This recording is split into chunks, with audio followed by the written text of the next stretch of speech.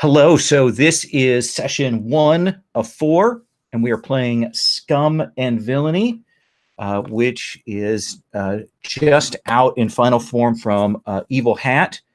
I've got a couple people with the book. It's pretty sharp.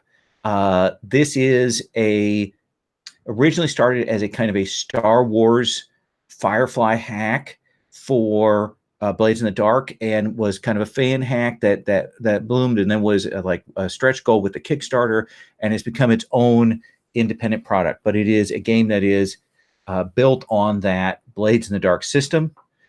Rather than having a criminal gang or crew, we have a ship, but we have a set of characters that are involved with that. We build the ship up.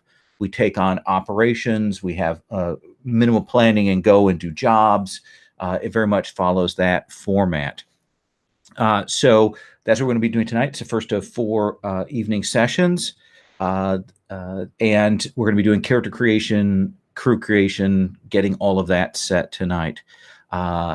This is part of the Gauntlet Hangouts, which is an online gaming community, which has like 100-some games each month up on the calendar. We've got an online convention going on in October. And if you're curious about what all of this is, you can check that out at gauntlet-rpg.com. If you like AP videos, I record a bunch each week. You can subscribe. That's what people usually do. They say to you to do that. So you can do it or not. It's up to you. I encourage you to take a look through my backlog in case there's a game you're curious about and you wanted to see how it actually played at the table. It's the reason I swap through a lot of different systems, is to try these out, to see how they work and to give people a taste for them.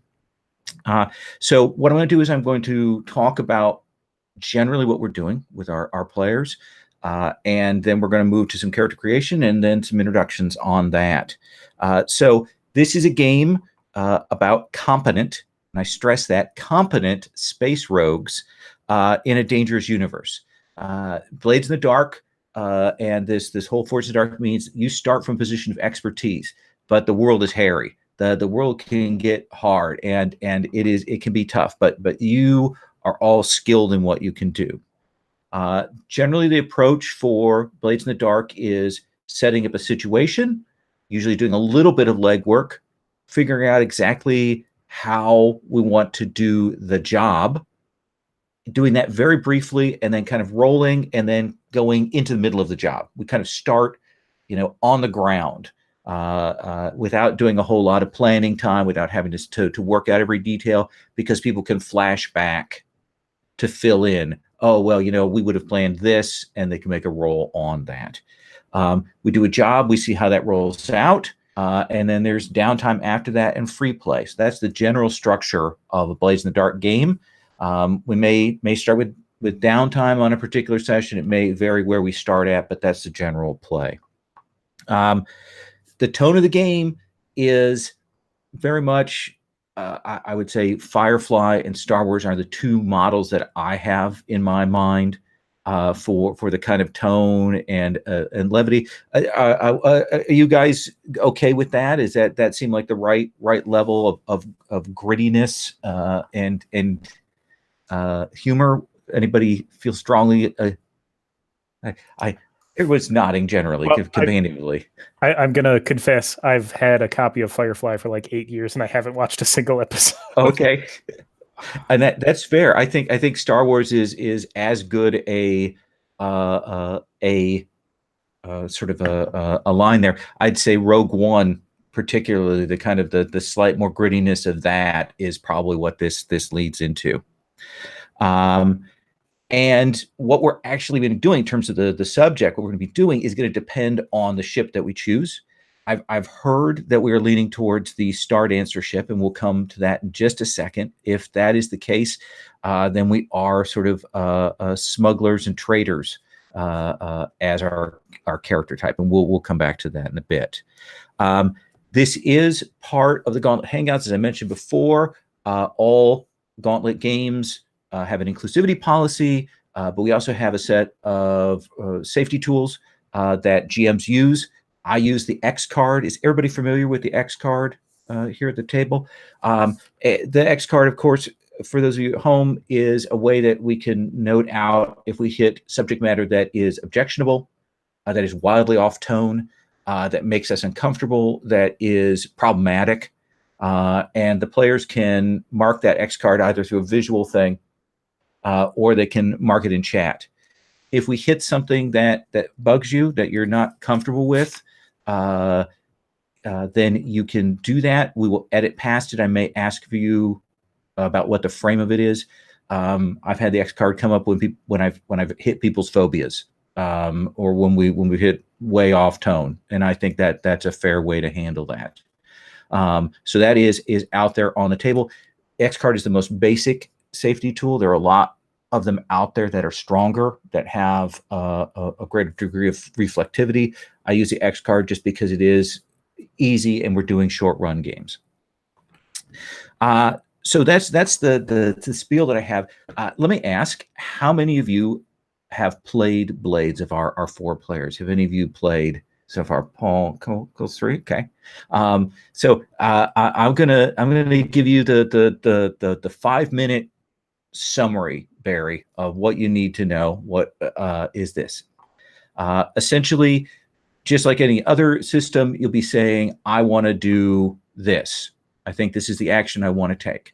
At that point, I'm going to ask you what ability you think that falls under. Each character has a set of abilities on them, essentially the equivalent of the skills there, and those are attune, command, hack, and we'll negotiate out. You say, well, I want to push hard on them, and I might say, okay, does that sound more like sway? Like you're trying to be more pushing with logic or charm, or are you kind of getting in their face and we want to use command? And that's up to you to say what it is you want to use. And you're going to want to lean into what you have a strength in, what you have dice in. So don't be afraid to negotiate to a better position for yourself. Got it. Once we do that, we will know that you have, X number of dice. Usually 1 or 2 dice are going to be on the table. 1 equal, shows some skill. 2 means you're pretty good at it. What we'll then say is we'll figure out what the position of the action is, and what the sort of the effect is. Position goes in 3 categories. You're either in a control position. If you're in a control position, I say, hey, you look like you're in a control position. You are set. You've prepared. You're in a good place. That means that if it goes bad, it's not going to go that bad because you've set it up so that you are not at risk too much. And you may be able to go and try the action again if you mess it up. You may be able to come at it a different way. That's the happiest possible option there. Middle of the road is risky. Risky means things could go either way. If things go badly, that there's some potential for significant reduced effect, or for unforeseen consequences, or for harm. You may do what you want to do, but you may have some fallout from it that may be significant. Risky actions are nice because they're the middle of the road. I would say that most actions you're going to take are going to fall in and be risky. Anytime you go and you make a risky action, though, it allows you to generate gambits, which are extra dice in this game that you can use for later. We'll come back to that point. But risky is the middle of the road. The last thing is your action might be desperate. If it's a desperate action, it means if you flub this action, then bad things are going to happen, or you may succeed at the action, but there may be high costs. The cool thing about the desperate action is that you get to always mark experience. When you make a desperate roll, you get to mark XP. So that's the basic thing. And we'll kind of negotiate about that. The other side of the equation is effect, and effect is either a great effect, standard effect, low effect, or sometimes it'll be, I'll say, no effect. And what you can do in describing your action is you can say, well, I've got these tools, or I've got this other thing I have, or someone else has helped me set up something, and you can increase your effect that way. You can even push yourself to increase your effect. There are ways to do that. So we're going to look at position, and we're going to look at effect, and we're going to kind of quickly negotiate that. After a couple of times you're doing it, you'll see how it's going. It'll go really fast. Once we know that, we're going to look at the dice that you have. And let's say that you have 2 dots in a skill.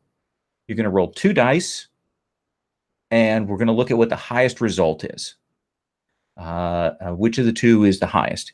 If your highest result is a 6, awesome. That's a full success. If your result is a 4 or 5, that means that it's a mixed success. You'll probably do what you want, but it's going to be a cost. If your highest result on those 2 dice is a 1, 2, or 3, then things have gone badly. So that's the basics of it. There are ways to get more dice, and when we go to the rolls, I'll talk about that. There's ways to push yourself, to take devil's bargains, all of that kind of stuff. But generally, that's going to be most rolls, most actions are going to work that way, and most actions have a big effect. If you go to fight somebody, we're not tracking hit points. You're fighting them to take them out. Sometimes, as a result of an action, or just as a result of what's happened in the situation, something bad will happen to you. And we call those consequences. In this game, in Blades in the Dark, and in this, whenever I hit you with something like harm, or falling off a building, or your equipment breaking, or being exposed, you can resist that. After it's happened, you can say, okay, I'm going to resist that. And there's a roll that's made, and we'll talk about that when you do it, if you're interested in resisting it. And essentially, you roll to see how much stress it costs you to resist that. You spend the stress. If you have enough and you do that roll, you decide to do it, boop, it doesn't happen. I don't want to get exposed. I'm going to roll to resist, mark some stress, and the guard doesn't spot you, that kind of thing. That's the basic set of mechanisms for the game that I'm just talking about in 5 minutes really fast. But when we come to it, we're gonna slow down and make those choices. So let's roll over, and we've got roll 20 here, and we've got the different character sheets that you can see there. If you're in there, you can see the third tab, the journal tab, over on the right-hand side. I have to do this. I have a problem with left and right sometimes, so I have to always do that. I'm going to pull up the ships sheet, and I understand that that there was some discussion. I saw Star Dancer appear a couple of times. Is everybody cool with the idea of that sort of smuggler ship? We're looking at the Millennium Falcon, or we're looking at the Firefly, that kind of thing. Is that cool with everybody? Yeah, totally. Okay. All right. Then what I'm going to do is, onto the ship here, I'm going to type in Star Dancer, and that will give us, will then should update the sheet, I believe, to that. Let me see. I'll have to put it in here. That work? Let's see here.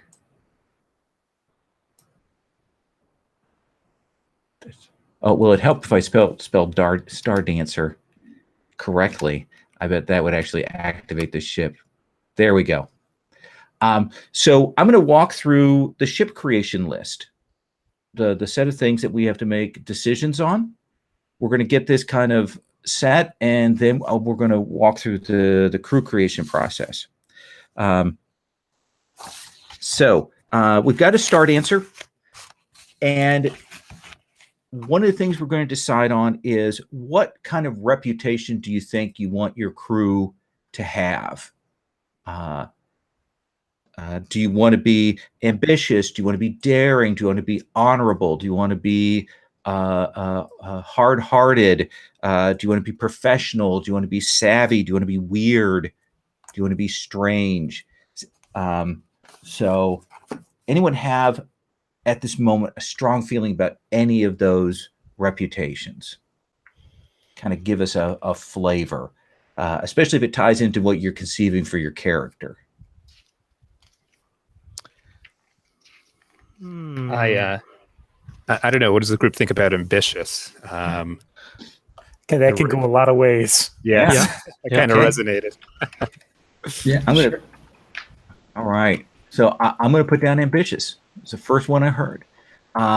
So what goes with that? Either something that complements that, or something that contrasts to it. Anyone have a strong sense of it, especially as it ties into what you're thinking character wise? Paul? I want to say honorable, and it's a bit of a contrast because it could work both as a contrast to ambitious, but also as a bolster for that. Because sometimes your honor will get in the way of you achieving something a bit more, I don't know, greedy, as an example. But on the other hand, being honorable might give you great accolades and bolster your reputation with people. I like that. Anyone have a strong feeling on that? I do like it. I just want to point out that we're playing a game called Scum and Villainy. I think it's the Thieves' Code of Honor. Yeah, I do like it though. Okay. Honorable can be debated as to what that means. It's as the phrase goes, honor among thieves. It doesn't mean honor is doing the right thing for everybody, just for us. Sounds good. So you are going to begin with two credits in your vault, essentially, for your ship. And you've got some pre-selected systems on the ship.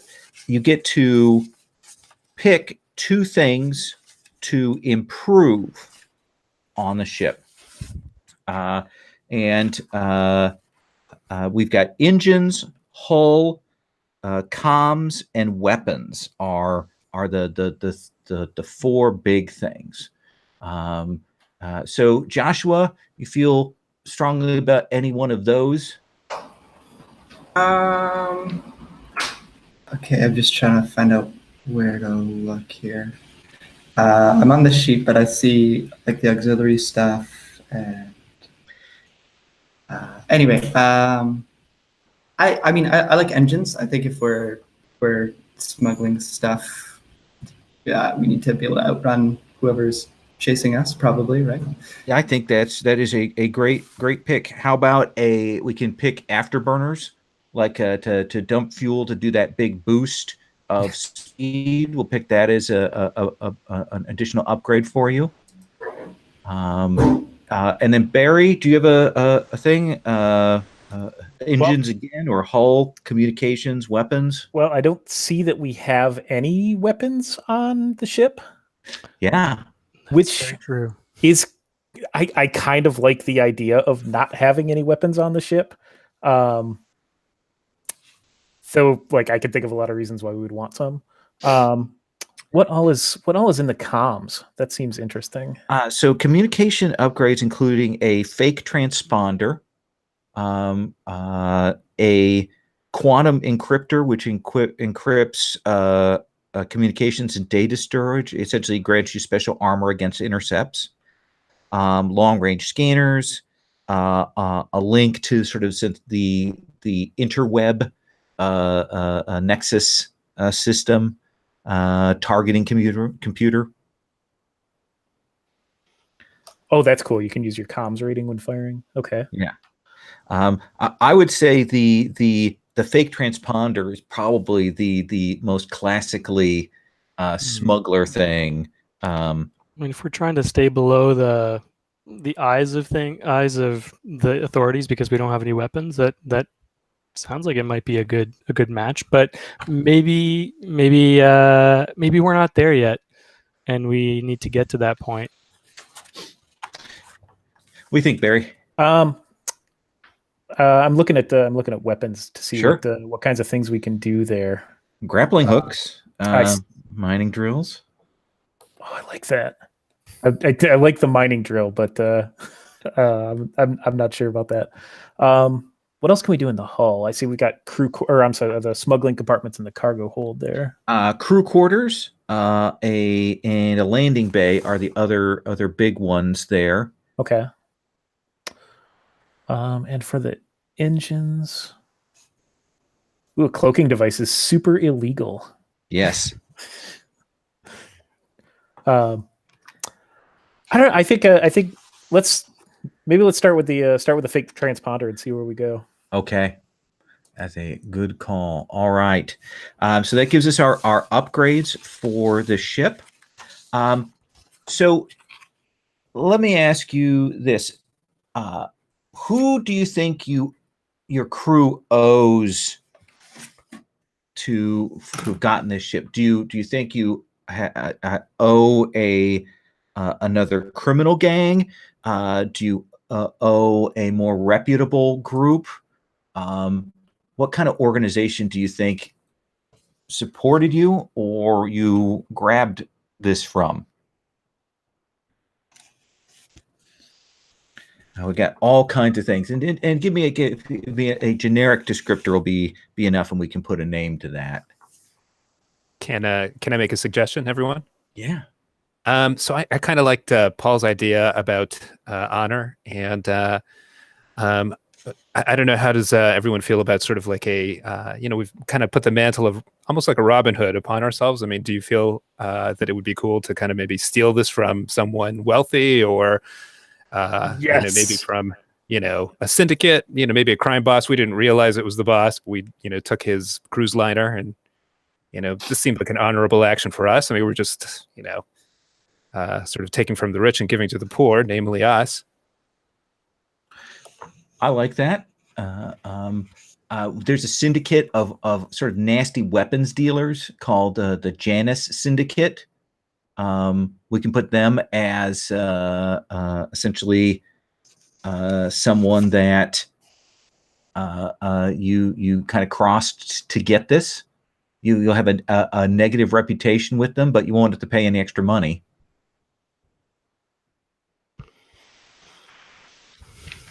What do you think? I really like it. Okay. Yeah, let's make some enemies early. It sounds really dangerous. So. Absolutely. Oh, we're gonna have enemies no matter what, Oh yeah. even if we don't. Yeah, want so might as well make them early. them. Yes. Janus Syndicate starts at a -1 status with that faction. Now, the next thing you get is you get a special ability for your ship. And they have a number of them suggested on the list. The first one is usually the default one if you can't decide. But they are the getaway. You increase your potency when you scramble or helm to avoid a capture or to run a blockade. There's an eye for cargo. Essentially, you get an additional cred whenever you do smuggling or delivery jobs.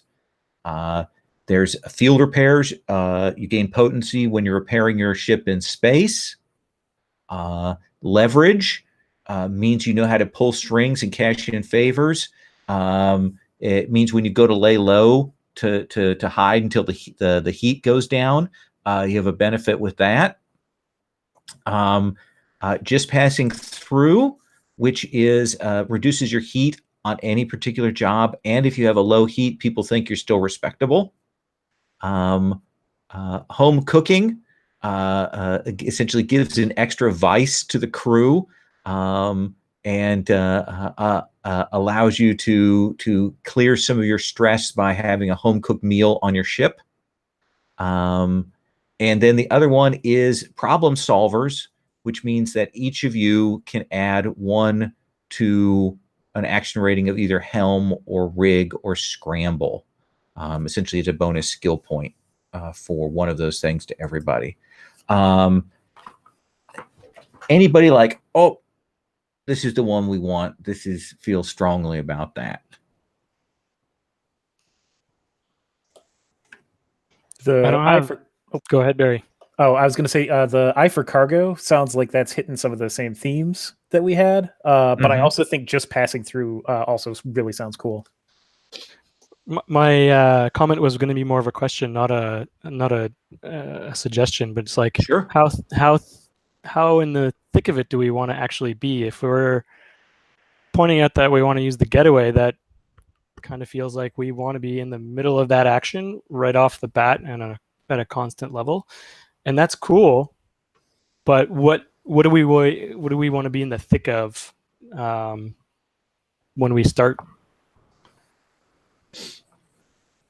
Are you more smugglers and talkers, or do you think you want to be blockade runners and moonshiners, running over the border, that kind of thing? Well, we've got the fake transponder, right? So either the cargo eye or the just passing through sort of seems to match up with those, the way that I see it, at least. Okay. We're blockade runners and smugglers, so we're running the blockade by just not being noticed in the first place. Does that seem reasonable, people? Well, let's start with that cargo, the eye for cargo. I think of the two, it's the ones closer to the top. It's a good default one, and we can see how that goes. We will we'll figure out. So you've got this decent reputation here of being ambitious but honorable. We're going to give you a +1 status with a organization, a group that helped you along in the early days. Do you think that those are like an engineering group? Do you think it's yet another criminal group? Do you think it's a government thing? Do you think it's something weird? Joshua, what do you think? I'm going to say it's probably another criminal group. I don't think we, yeah. Like if we're, like the government is like a big source of power, and I think we kind of, like, if we've already established that we're stealing from the rich, as that's kind of our honorableness.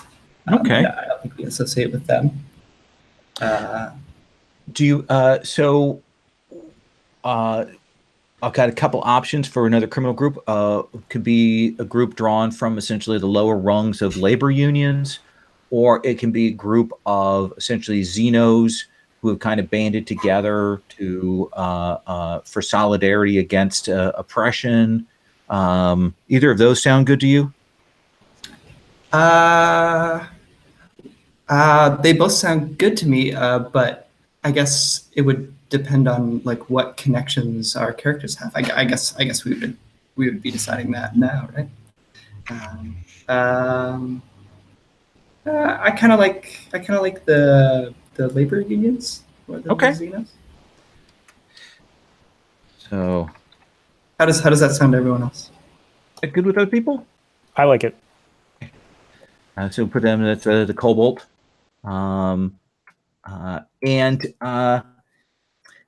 Who do you think got kind of screwed over? I mean, obviously, you kind of have short shrifted the Janus. Who got screwed over in the early days of your group? Was it a mercantile group? Was it a group of star priests? Was it yet another criminal syndicate? What do you imagine for that? Could be in the midst of a hive of all the criminals and such.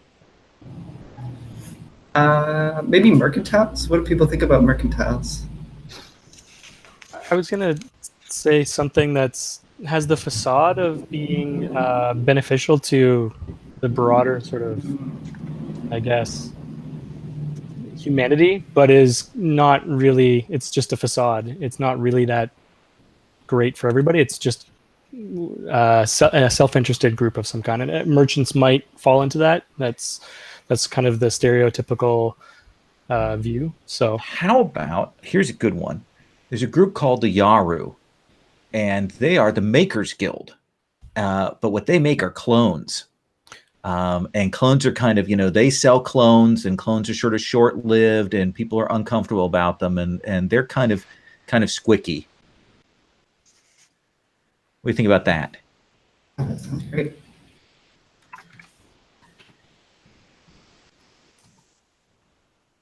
Okay, and you start with a -2 status with them. They do not care for you for some reason. We'll figure out why that is.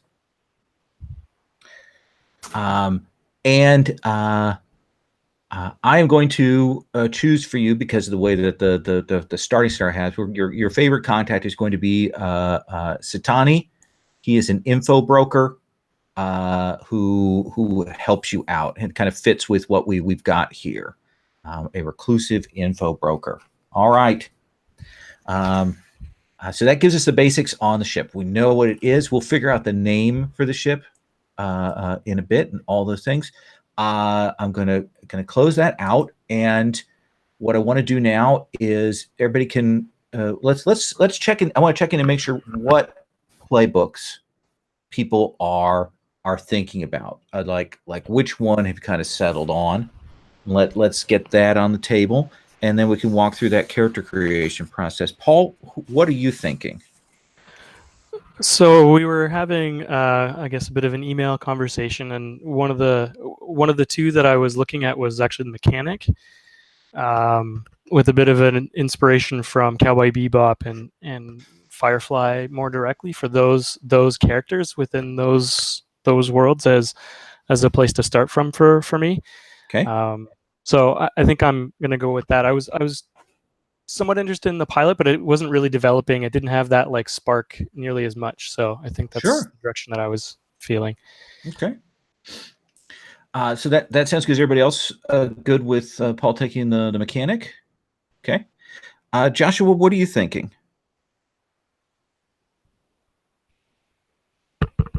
Sorry. I was kind of looking at 3 different ones with not a real preference. I don't really have a strong concept yet. I was hoping to maybe like bounce off you guys to try to see where to fit in. Okay. So I was thinking either muscle or pilot or mystic. Pilot might be a good one to go with the mechanic. There could be some back and forth there. What do you guys think about me going for pilot? Or did anyone have their hearts set on pilot? I'll be honest, I was actually interested in seeing some of the interplay between the pilot and the mechanic, because the pilot's sort of pushing the boundaries of the ship. And is the mechanic, but in different directions. So Right. Awesome, yeah. Perfect. Someone's got to fly this thing, right? Yeah. Cool. Okay, so let's sort of tentatively lean towards pilot. That seems reasonable. Eduardo, what are you thinking? I was thinking of the speaker. I'd mentioned in that email that I kind of like the idea of that. That's sort of like it's like an empty suit. You know what I mean? It's like the facade of someone who cares, someone who is someone who's confident. It's kind of. It kind of spoke to me, that sort of braggadocious parody of a captain in some regards. I like that. And what are you thinking, Barry? I think I'm gonna settle into the Stitch. Okay. That is a good role. Healers are nice. Wait, am I supposed to do that? Uh-oh. No, so it's always there's lots of interesting stuff that the Stitch can do. So it has some interesting science stuff and medical stuff, and so there's some good choices there. Cool.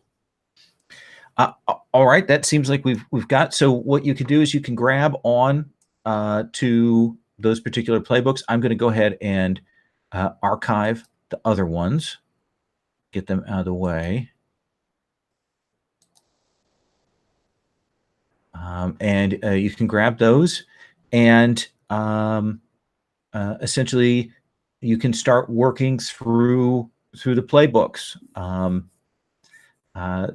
What you're going to do is you're going to choose, when you look at the playbook, you're going to choose one of those starting special abilities. You get one that you start with. It'll say starting ability, and then you get to choose another one. They're ordered such that if you can't decide on one, the first one on the list is probably a good default. But if you want to take a look at those now, and if you have any questions about what they mean, I'd like to answer those for you. Like, how might that be used, or what's the implications of it, that kind of thing. I have a question about recovery. Okay. That is, so recovery is like specific to harm, right? Right.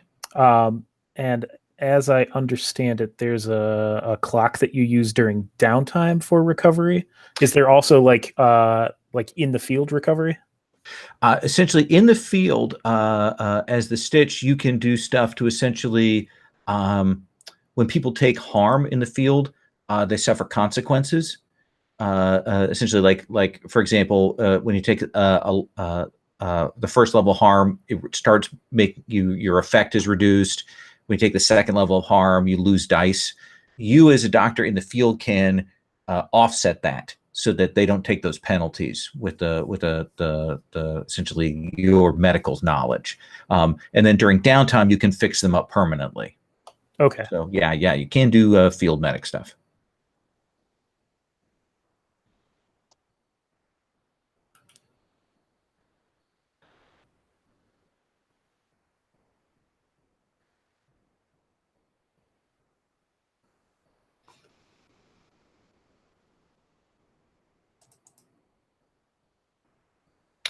And if you have the PDF of the player sheets that I put in that file, you see it has the steps for doing character creation, choosing heritage, background, all that stuff.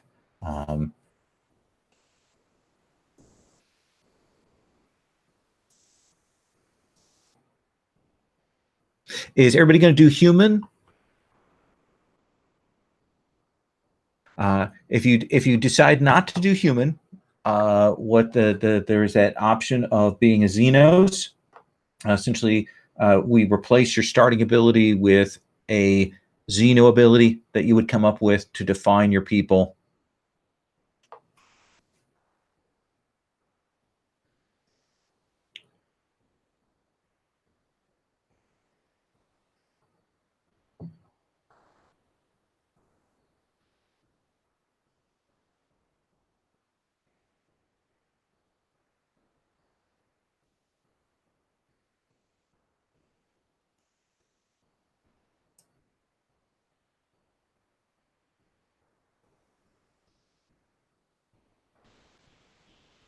For manufactured, is that just clones, or is that also like robots or electroids, I guess? Let me take a look at that.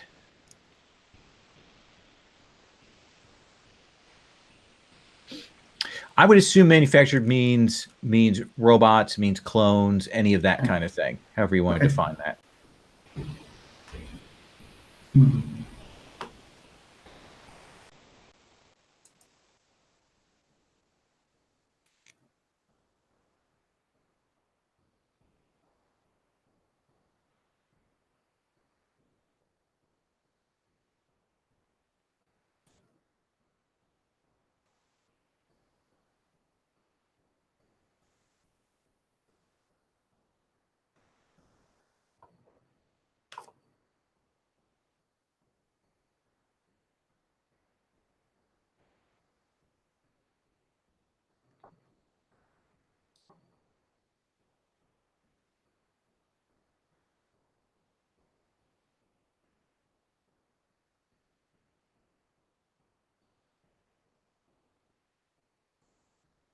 If I could just ask the group in general, and maybe this is more directed at Barry.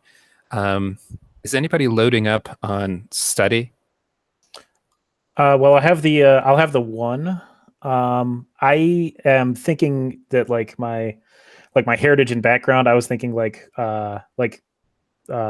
spacer for the heritage, with like me going into like the family business as like a short jump smuggler.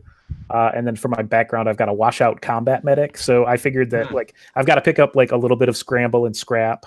So I'll have I don't think that I'll end up spending a second one in study. I suppose it's possible. Gotcha. Yeah, the reason I ask is my special ability is Favors Owed, and at the end of the text it says, anytime you gather info, take +1d.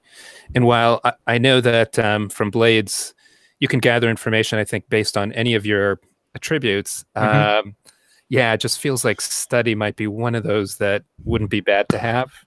But I obviously don't want to, you know, overlap, or those 4 points seem to go pretty quickly. Yes. And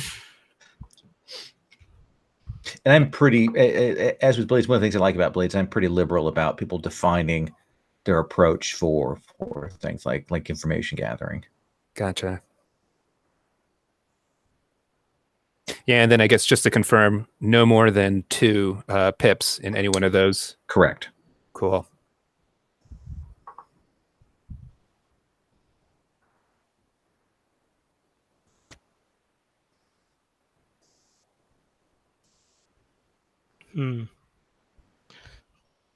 It's always been the most difficult thing, getting that one last point, and Yeah. where it makes sense from a fiction, but also from a like what you want to be doing with the character. Yeah. Blades is a harsh mistress in the early days. Yeah.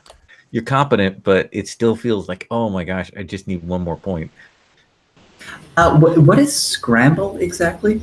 So scramble is essentially any of your kind of running, lifting, climbing, any of that kind of moving actions.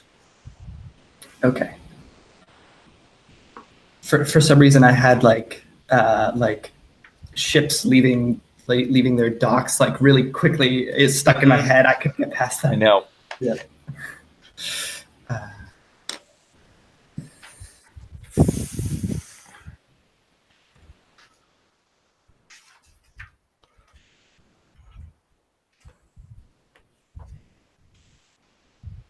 Might be a little bit on the nose, but I think I'm gonna go for exceed specs, which lets me damage parts of the ship to increase effect.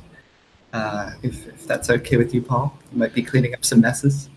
Oh, that's fine. I was actually going to take Tinkerer as the starting ability. But I was actually going to take Overclock as opposed to one of the fixing things. Okay. Because it's the like Scotty type of thing, pushing the ship beyond its specifications. Whether or not that's good or bad, that's going to be up to everybody else. Maybe the ship will have some damage that we'll just have to spend some time fixing up. That's fine too. I like it. As GM, I'm happy with that decision.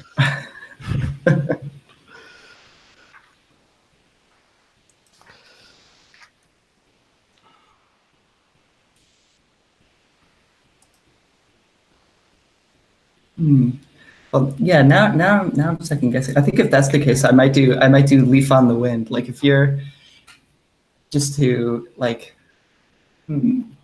I guess if I had more of a concept pinned down, but so it could either be like the reckless pilot, right, or the kind of like calm, collected kind of thing, more professional.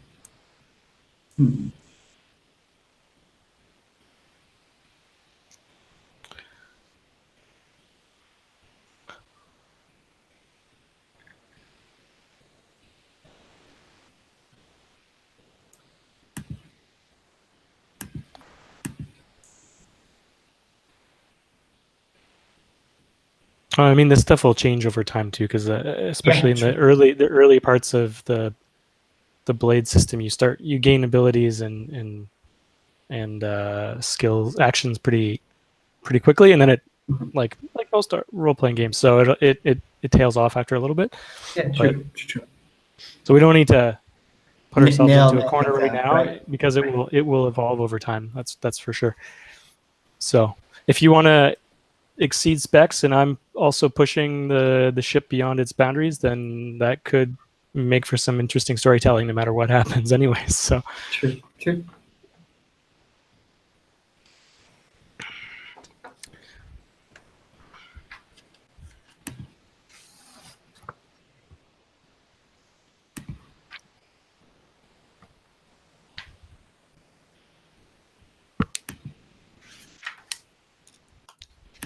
I am leading the patch special ability to let you shrug off a wound while on a job.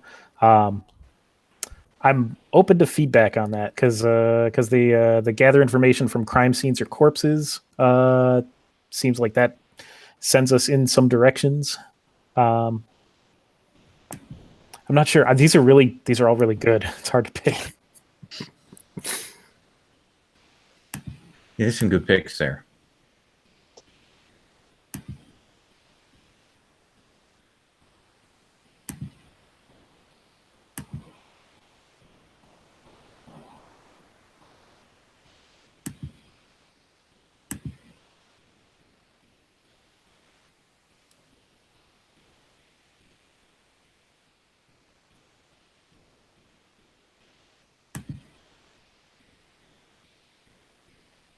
Yeah, definitely the first 4 or 5 on yours. The first 4, Patch, Physiker, Welcome Anywhere, and Combat Match are all really solid.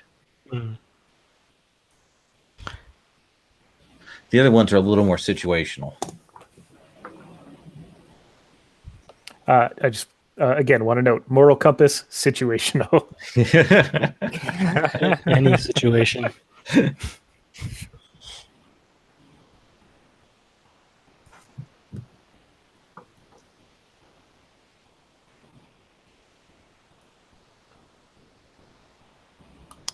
Can I ask how the action dot situation is working out for everybody?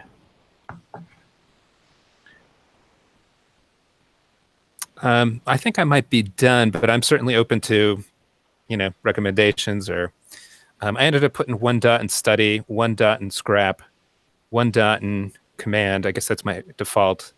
I've got 2 in consort and then 2 in sway. And that's, again, mix of the default ones and the 4 pips that I added.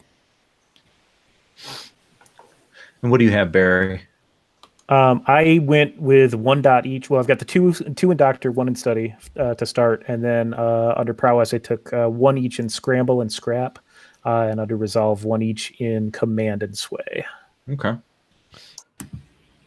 Well, the mechanic here has rig at 2 to start, and I put another pip into study, so it's 2 in rig and study, 1 in hack. In prowess, it's just scramble. They're kind of good at getting into weird little spaces inside the ship or other things.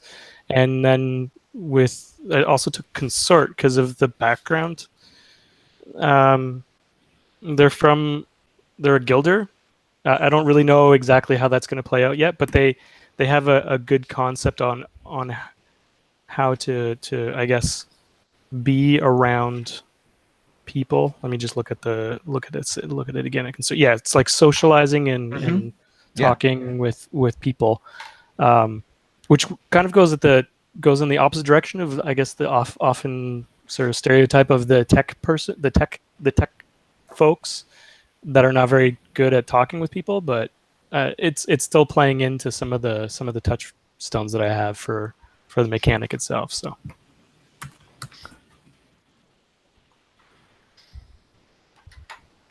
And Joshua, what are you leaning towards? Yeah, so I kind of just I basically put 1 in some stuff that I didn't have. So I think I'm going to be a robot pilot. So I took 1 in hack. I started off with 1 in rig and 2 in helm, and I took 1 in scramble and scrap just because if I figure a robot can probably punch a thing, metal fists. And 1 in attune and 1 in sway. Like I figure a robot's probably a little logical, And yeah, that's where I'm Okay. going. I'm going to tell you right now, I love that none of you have any dots in Skulk in the stealth stuff. Just make your decisions about how you want to handle things accordingly. So, don't forget, of course, to choose a friend and a rival, and to choose your vice.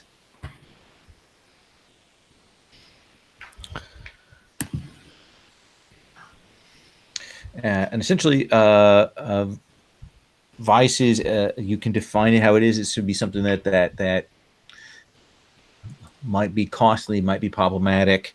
It's how you recover stress in between jobs, and is indulging in vice, and sometimes it can go terribly wrong.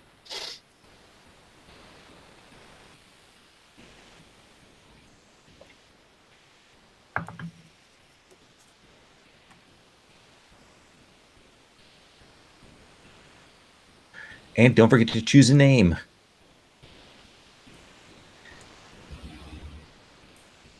I'm going to give you guys like a couple more minutes, and then I'm going to go around and have you introduce. I'm going to ask you some questions.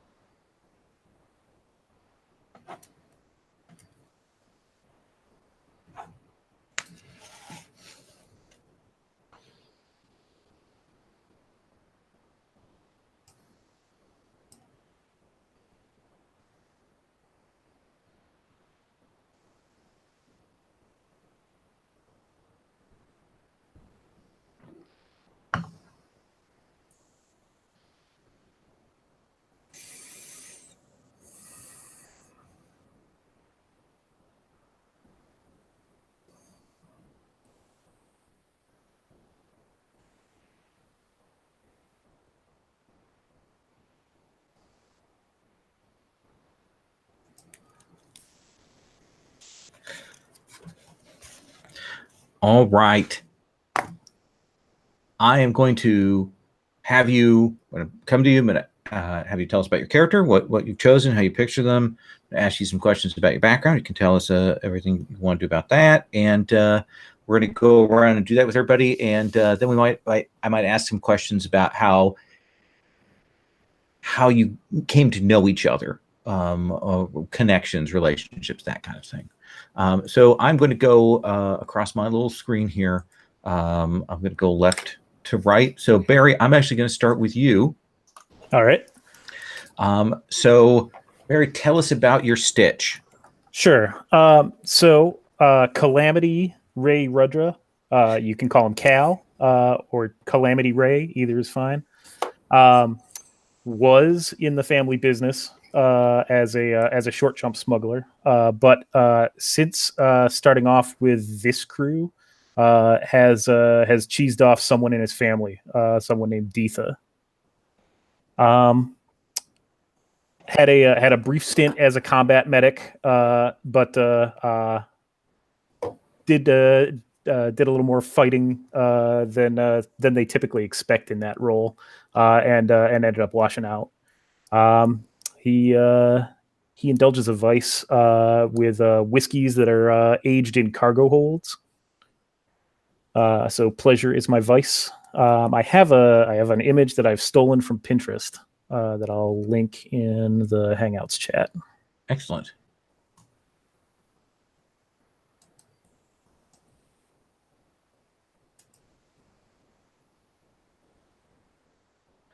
Pinterest is everybody's friend. Oh, maybe that'll work. Let's see how that does. That doesn't go well. Oh, it does that weird thing. Oh yeah. Is there a way that I can throw an image in here? I think you can drag it from your desktop over to there. Okay. Or Into you can into the Hangouts chat. Yeah, into the onto the Roll20 thing. I think you can drag it and drop it onto the table there. Nope, that didn't like that. Okay. Well, I will play with that. Okay. One place you can put your photo once you've got it is you can save it. You can actually edit and then drop it into your bio and info page. There's a place for pictures there. Awesome. So give me a general description. What did it look like? Tall, short? He is a broad-shouldered, burly guy with like kind of a thick black beard and kind of unkempt hair. But a white jacket with a like a medicinal symbol on the shoulder. Like stark white, or is it a little more worn? Like a little more a crew off white now. It's finely aged. Okay. And what did you take for your vice? I took pleasure as my vice. Okay. You said something about moonshiners earlier, and I figured we're better to age a barrel of space whiskey than in a cargo hold. Okay. So there are certain kinds of fine space booze that you like to indulge in. I appreciate that. And you took patch as your special ability. Yes. And what did you take for your? I saw you got Deetha as your enemy. Yeah, like a family member. My thought is that like as long as I was in the family business, like everything was fine. But now I'm their competitor. Mm. And for an old friend, I took Jakov, a drug dealer. And how is it that you know Jakov? We served together. So tell me, you say combat medic. What do you imagine would have been the kind of thing? Do you think there are brush fire wars? Is there like a more of a strongly imperial presence, or did you work with a mercenary company? What do you imagine that would have been? I do like the mercenary company. Especially like given the ways that they'll be privatizing profit. I could see us definitely trying to rip off some like military contractors at some point. And he's washed out. How did he wash out? What happened? Was not an effective enough combat medic because he put too much emphasis on the combat and not enough on the medic. Okay. Did you say? Do you think that Ray decided to be a medic, or was that like something that was assigned to him and now he's followed up on it? I feel like it's one of those things that like he got a knack for on the ship. It can be, even on a short jump, you're the people on the ship are the only people on the ship. So, if you get sick, someone's got to take care of you. If you get injured, someone's got to take care of you. And so I think he picked up a lot of it young, and then got some official training. But yeah, couldn't stay in the fight. Okay. What do you think the med bay, or what passes for a med bay? What kind of facilities do you think you have on the ship? I think if we have, if we've got a clean table, I think that's probably a step in the right direction right now. Okay. All right. I don't think that this is. I think that this might not be a situation that that the ship was really equipped for. Okay. But he's got the right set of skills to join a crew like this. Okay. That makes sense to me. Okay. That gives us a sense of that. I'm gonna come back to you about some of those relationships in a bit. I like that. Eduardo, tell us about your character. You're muted. There we go. How about now? So I wanted to play a speaker. His here we go. This will make more sense. Yeah, his name's Fakin Drake. I kind of gave him the nickname of the Mooch. I don't know. I figured that even in like the far distant future, there's got to be a Mooch, right? Mhm. Someplace, somewhere, and it's probably a nickname that only his close associates would use, to kind of keep this facade of, well-spoken, respectable, person. I kind of imagined that he was brought up in the core world. He was educated in the ways of the hegemony, expensive, guild education, noble family tutors. He was sort of on track, on this trajectory to be, the heir of some family fortune. He might have served briefly in the Imperial Officer Corps. Perhaps that might be some sort of tie-in either with, some of the other crew. And he never really got to the front, but his stories were always sort of like half truths, and so he was near the front or close to the front, and that's kind of the seed of all of his sort of again, this facade of being a respectable person. I imagine that he entered the commerce or politics afterwards, squandered the family fortune, and that's how he kind of finds himself in this situation. He's desperate. That's probably just a good, succinct way of putting it. Let's see. As far as his look, I kind of imagined, human male, great hair, teeth, bone structure, expensive clothes, rare animal skin accessories, rare stones. You can imagine his vices luxury. It's the fine bed sheets, the fine drinks, rare meats, fancy clothes, that kind of a thing.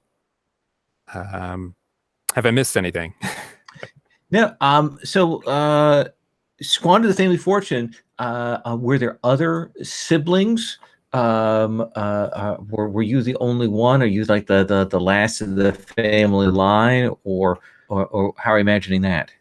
I had not given it that much thought, but that makes perfect sense. There's got to be at least 2 younger siblings who feel cheated, who basically have nothing left because of Fakin's mistakes.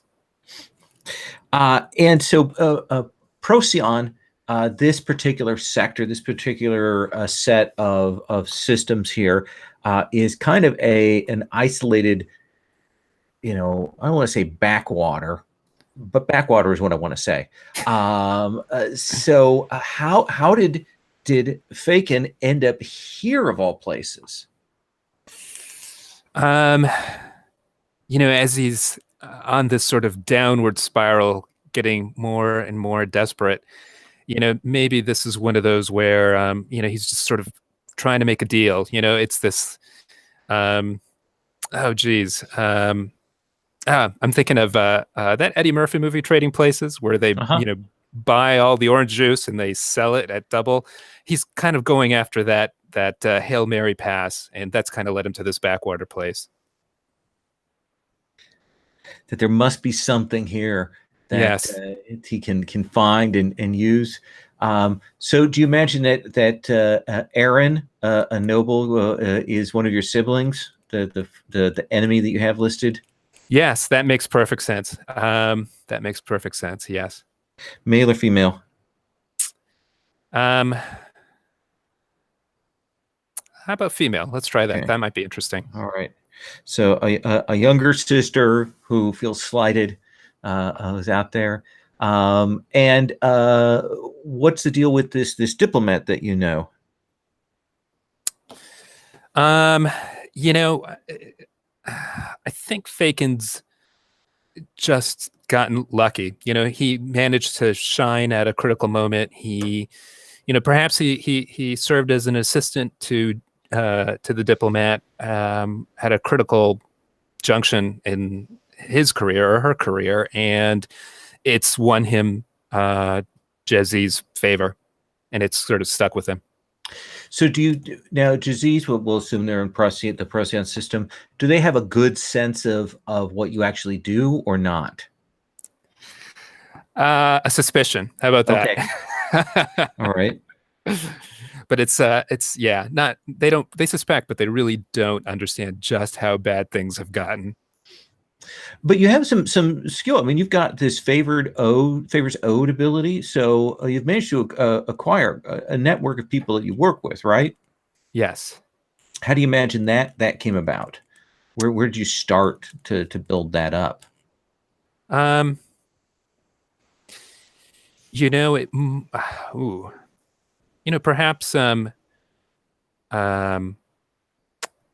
a good way of putting it? Maybe it's the math, right? For every Okay. 2 failed deals, there's always 1 good deal. And he just he wrings every little bit of, reputation or every little bit of, positive feedback out of those successful deals. Mm-hmm. Okay. Yeah. I like that. That makes sense to me. And works. I love what you've done with the air of respectability there. Cool. That's great. Thank you very much. Let's go next to our pilot. Joshua, can you tell us about that character? Yeah, so my character is TRX model 803F. Okay. Goes by Trix. That's a transportation droid. They have they're like a humanoid chassis where they're missing some plating on the arms and legs. You can see like the exposed hydraulics for manipulating their arms and legs. So my heritage is manufacture and transportation droid. So my background is labor. And I think my vice is gambling, because even though you can model it, you never know what the number is. So it's kind of like an interesting thing for them. Mm-hmm. Yeah. That's what I got. So you ace pilot, and Yep. You took the exceed specs. Yep. Do you mention that as the pilot? Do you mention that you are a droid and you're acting like a human pilot, like you do the same movements and things like that? Or are you plugged in? How do you mention that? I imagine it like I'm acting like a human pilot. Okay. Maybe I do have like ports for plugging in, but maybe our particular ship was designed for a humanoid pilot. What are you imagining the status of droids like yourself? Are you relatively unique? What's the thing? We know that we have clones. We know that there's short-term, manufactured labor. But what's the state of droids? Right. So I was reading in the book that for the options for or for some suggestions for manufactured, it said something to the effect of you've been avoiding your like daily or your not daily, your scheduled memory wipes. So I feel like there's lots of droids and they're used for there's probably protocol droids too. There's probably like stuff like that, but they're used for different kinds of labor. And I don't think I'm particularly special, but I do think I have run away. Okay. Like maybe the crew needed a pilot and they posted somewhere and I showed up like wearing like robes or something, like hiding the body, and then like showed off my skills and revealed I was a robot or something like that. Sure, I like that. Sure. So what's your personality? What is Trix like? What is Trix like? I think Trix is they probably take things kind of literally. That's pretty on the nose though. Okay. And I think like when they're doing like the exceed specs, for example, it's like wow, it was logical for me to like take the pieces from this or the power to keep this going and putting it there because we needed to do that. So like always kind of like there's always like reason kind of even if it's even if maybe it wasn't the best reason, there's a reason. Okay. So it pushes things, has some, says that they have justifications for this, but of course you don't want to do all the calculations for the puny meat sacks. Yeah. Okay, that seems fair. And in what repair are you? Are you in good repair? Or older? New? Maybe a little bit older. Okay. Showing some signs of wear. Yeah. And who'd you pick for friend and I forgot about enemy?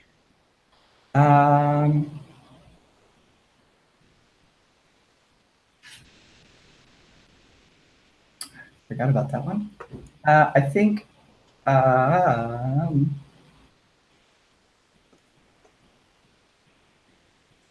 maybe okay. So Choss, professional racer. I think that's my enemy. Okay. Don't know why. Just and I think Maris, the scoundrel, is my friend. So Chas, I assume he's connected to the group that you ran away from, right? Yeah.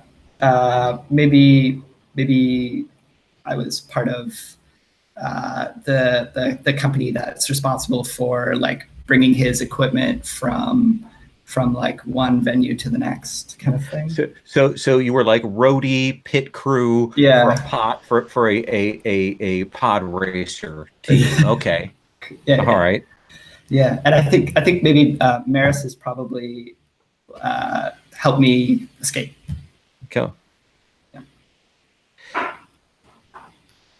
I like that. That sounds good. Maris, a human, robot, Xeno? Human. Human, okay. Did this out of their own goodness of their heart or out of enlightened self-interest? Probably the latter. Okay. All right. Awesome. Thank you so much. And last but not least, Paul, let's have you tell us about our mechanic. So William Fade Dorili, also known as Jay, that's really actually the only name that you know them as. They just do have a real name, but everybody just knows them as Jay. And they are always wearing overalls, always has a tool belt attached to themselves, rail thin, skinny, and short cropped hair. So it makes it really hard to tell what they're like, who they kind of are. And then sort of I'm trying to lean into this Ed from Cowboy Bebop that had a bit of an androgynous thing going. Okay. Like a tween sort of age, kind of that kind of like frame, but older than that. Just that's what they kind of look like. Has a tendency to talk far too quickly about going through really technical things because they assume that everyone just understands. But is also really good at connecting with people because they come from a big family. And that's actually what their vice is. It's an obligation to their family. Or I was going to put the Starsmiths Guild, but that didn't seem to match. But it's like the basically the shipwrights. Okay. And I had this idea and I wanted to pose it to the group as well, that the ship actually came with Jay. Or Jay came with the ship. Either way kind of works. It's like whoever owns the ship got onto the ship and there was already a mechanic sort of living in it. Or some other thing. I just thought that would be an interesting I like that. thing because then Jay has very intimate knowledge of this specific ship, as well as other things, as well as more dramatic, I guess, technical hacking and the likes. I don't know if it's like there's like an engineering guild or one of the guilds for building the shipwrights. That's where Okay. or building ships. That's where they would have come from. And Jay has a really good connection with a black market dealer because it's starting to get really difficult to get parts for this Star Dancer. It's an older ship, so some of the special pieces, the really proprietary parts, are tough to get. But Len, they know how to get those pieces, come hell or high water. And they have a family member who is a bit of a go-getter and like hard charger who really wants to, for some strange reason, put Jay in their place. They're like not a close relative, but maybe like a cousin. And they really want to show off. So Jay doesn't really understand why this person is so aggressive toward them, but it's still like a bit of an enmity. So they're like, that person, I don't really like them, and I don't really understand why. Len and Ken. I didn't even realize that they ended up nice. those two names. So they're I guess Ken is trying to show off to the bigger family that they're really good by showing that Jay is not, for some reason. So in terms of indulging your vice, Mhm. what do you imagine that looks like? There's times where Jay has to actually go and spend time with the family, and it's family in a less in a genetic sense and more of a almost like a mafia type of sense, not with the criminal undertones, but more just like these are people that are together and they call themselves family, but so they have to spend a certain amount of time every so often actually doing work on building ships. An extended clan, or kind of and a clan, I guess. that you're expected to help out others when they come into your area, that kind of thing. Like a bunch of people that come from the same like village, and when they go out to another place like that. Okay, I like that. I like that. What does your workspace look like down in the engine room?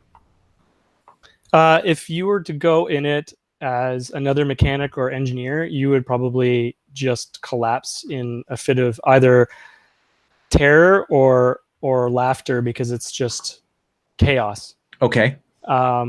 But Jay knows where everything is. It's an organizational system that only they understand, but it looks like a complete disaster zone at all times. Despite that, the ship generally runs as well as we want it to be running and can be pushed a little bit further, but that workspace is not going to be decipherable by most other people. Okay, I like that. I like Jay. I'm going to do a quick.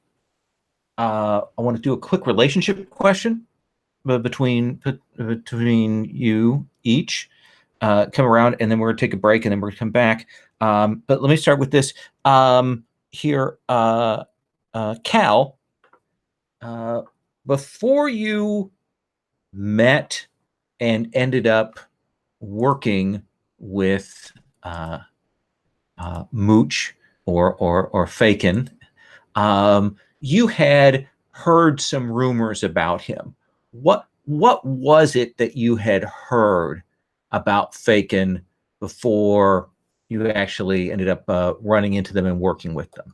Well, I heard they were good for it. I mean, comes from a very well-connected family. There's a lot of money. This is going to be a well-funded endeavor. And do you now still believe that's true, or has that faded? I mean, my the lack of anything beyond, I don't know, smelling salts and a handful of bandages would tell me otherwise. Okay. That sounds good. Fakin, when do you think you were on the ship before Trix, or was Trix on the ship before you? Hmm.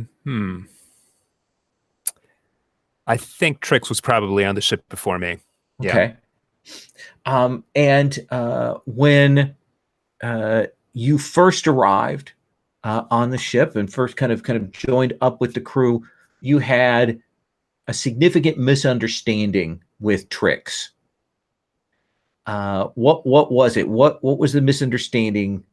What was the sort of the clash that happened there?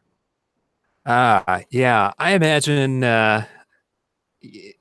I speak using a lot of slang and terms of art that just did not make any sense. And no doubt, it's almost like an Amelia Bedelia story. Probably just like led to like a whole bunch of mess ups, accidents, things going terribly wrong.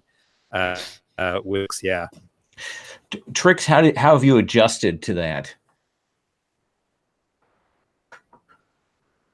I think I've probably learned some of the strange speech patterns, but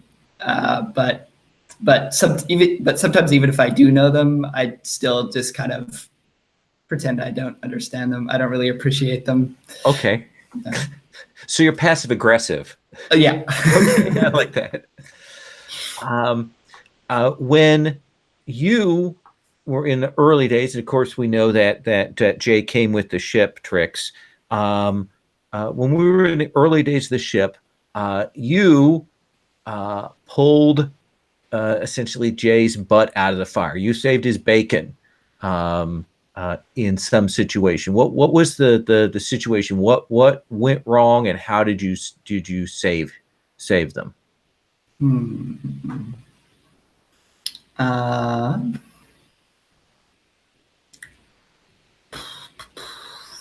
My mind jumps to like a fire, like there was a fire on the ship. Okay. And maybe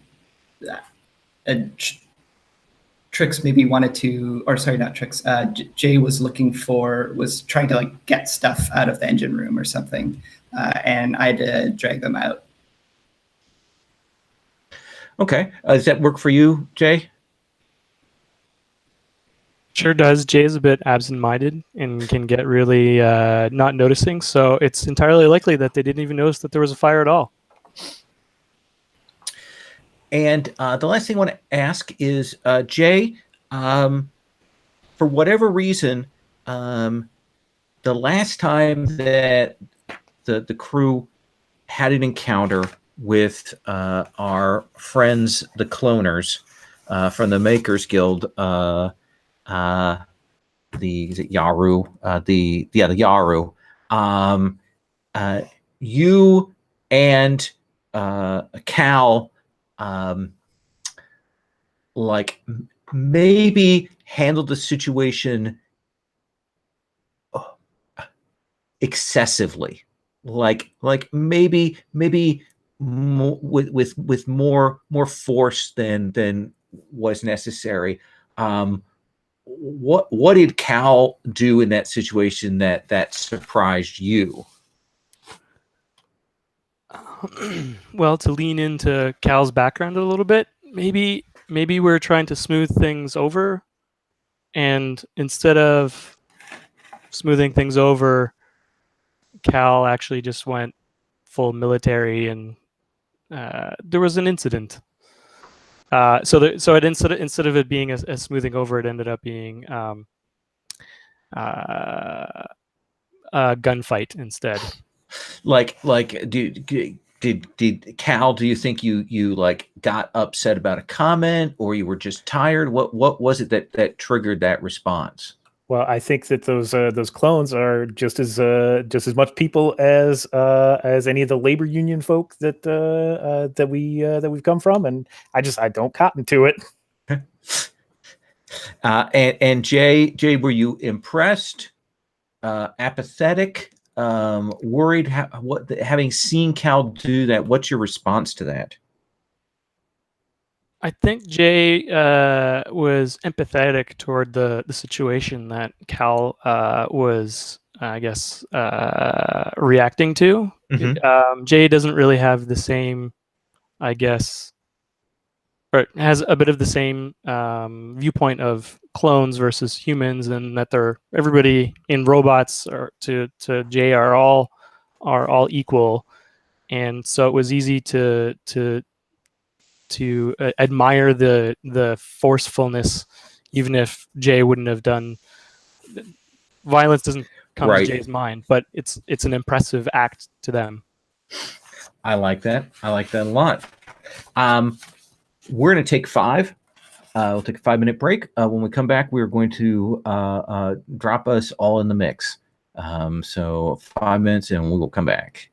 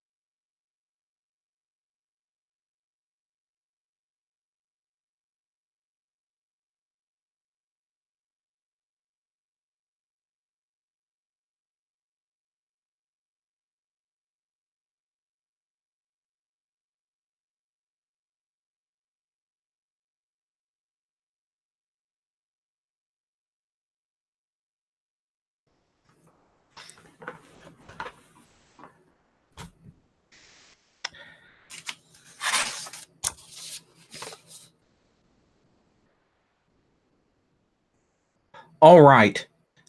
So we mentioned that Satani is your contact.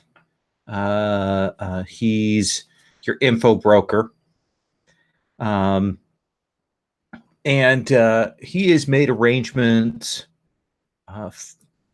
for a pretty good deal for you to deliver a small, well-sealed box to the moon of the planet Warren. The moon is essentially is like Warren 17, but it's probably just called Dirtball or something like that. Is the sort of the common parlance there. It's one of those moons that's been heavily mined out. They've established some artificial atmosphere on it, on some of the sort of the dig station cities that are there. And essentially, the client was very particular. They didn't want to reveal their identity. So this should be one of those missions that has some weird strings to it, but is some easy cred. So let me ask you this. We'll kind of go in a sense. Barry, what is a feature of this sort of city, this urban environment that really says to you that this is definitely a hive of scum and villainy that you are marching into?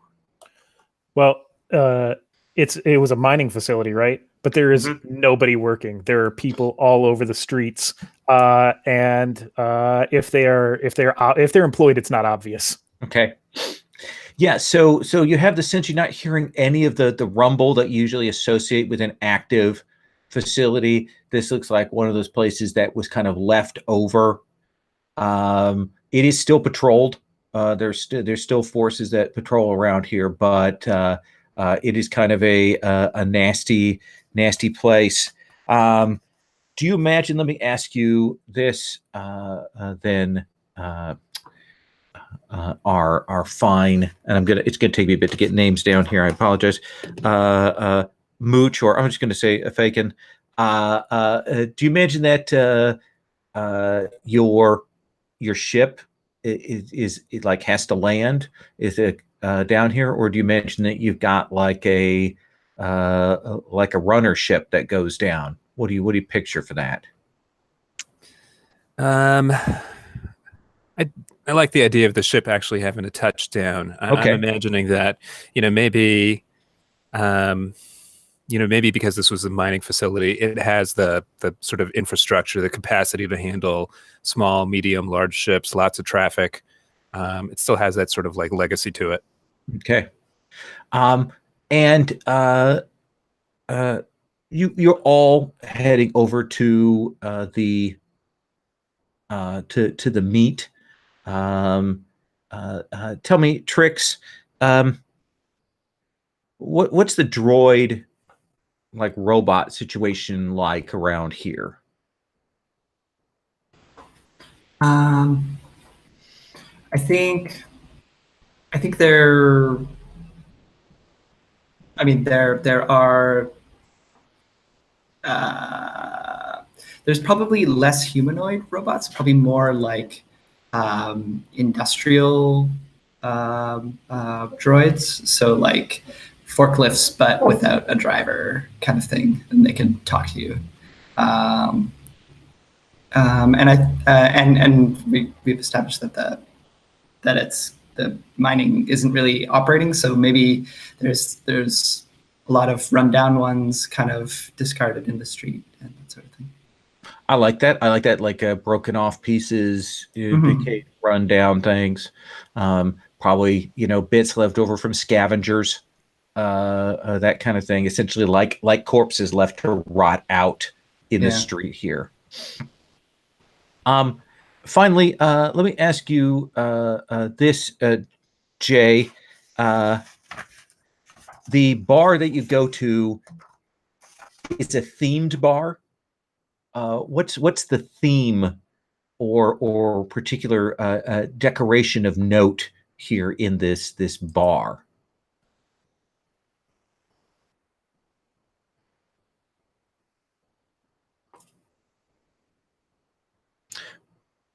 Did I get the name right? Jay, right? I must have just not heard because I'm not Oh. used to hearing Jay for my own name. Sorry. No, it's fine. The theme. Oh, um, so this is far future, perhaps. Yeah. Like far future human civilization. So it's some kind of retro bar. I'm trying to think about what this could be. It could end up being something like mecha droids, like 80s anime mecha themes. Just like lots of ancient 1,000-year-old figurines all over the place. They got all kinds of toys and things like that. It maybe at one point was a kind of a kished cafe, but it's declined now, and it is just a horrible cantina bar with all those things around, and the posters have kind of gotten stained with weird space tobacco and vomit and so on, and essentially, this is near the ground level and to come down to the moon. So there's a whole sort of haze of industrial smoke that they just don't care about. And you have headed in, and you've gotten back to the booth to meet up with your contact. You had a photo ident for him, and as you get up to sit down to conclude the deal, that's the point at which you will note that your contact is dead, sort of parked at the back of that booth, fresh blood. And as that sort of, you'll have that realization. Probably, I'm probably guessing that Fakin is the one who kind of scoots in and notices that first. You can see that there are some House Malkaith guardsmen. They're seated at the bar. They're here to keep order and things like that. So there is a legal force here. But you're also pretty sure that as you kind of look around, there are at least two other sets of people parked in different booths that have that look like they're geared up. One of the groups is trying to not look at you, but they're looking at you, like keeping an eye. And you kind of glance around and you're pretty sure that these two groups aren't together, but they're both pretty clearly watching the situation. So you are in kind of a tight sitch right now. So I'm going to start with you, Fakin. What do you say? What do you do? I sort of wave over to everybody to just, hey, come on, everyone into the booth, look normal, smile, just relax, everything's cool.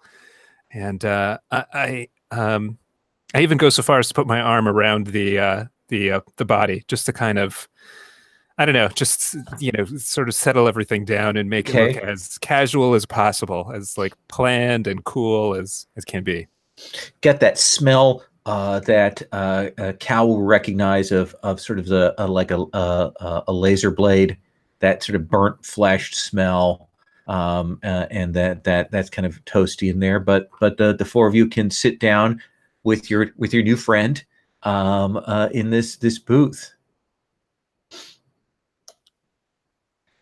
Cal, what do you do? I'm gonna look and see if there's anything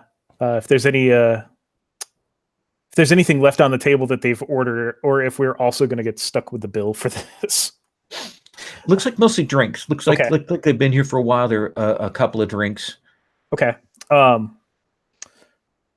Any any markings on any of the glasses? Like I'm thinking like lipstick or anything that might indicate that someone else was here drinking with them. Interesting. That's a very interesting question. Let's have you do study. Okay. Okay. So do I just click on the name of the skill here? Yeah. So what you can do is what'll happen is when you click on that. Now let's walk through the process. So I'm going to say this is a controlled thing.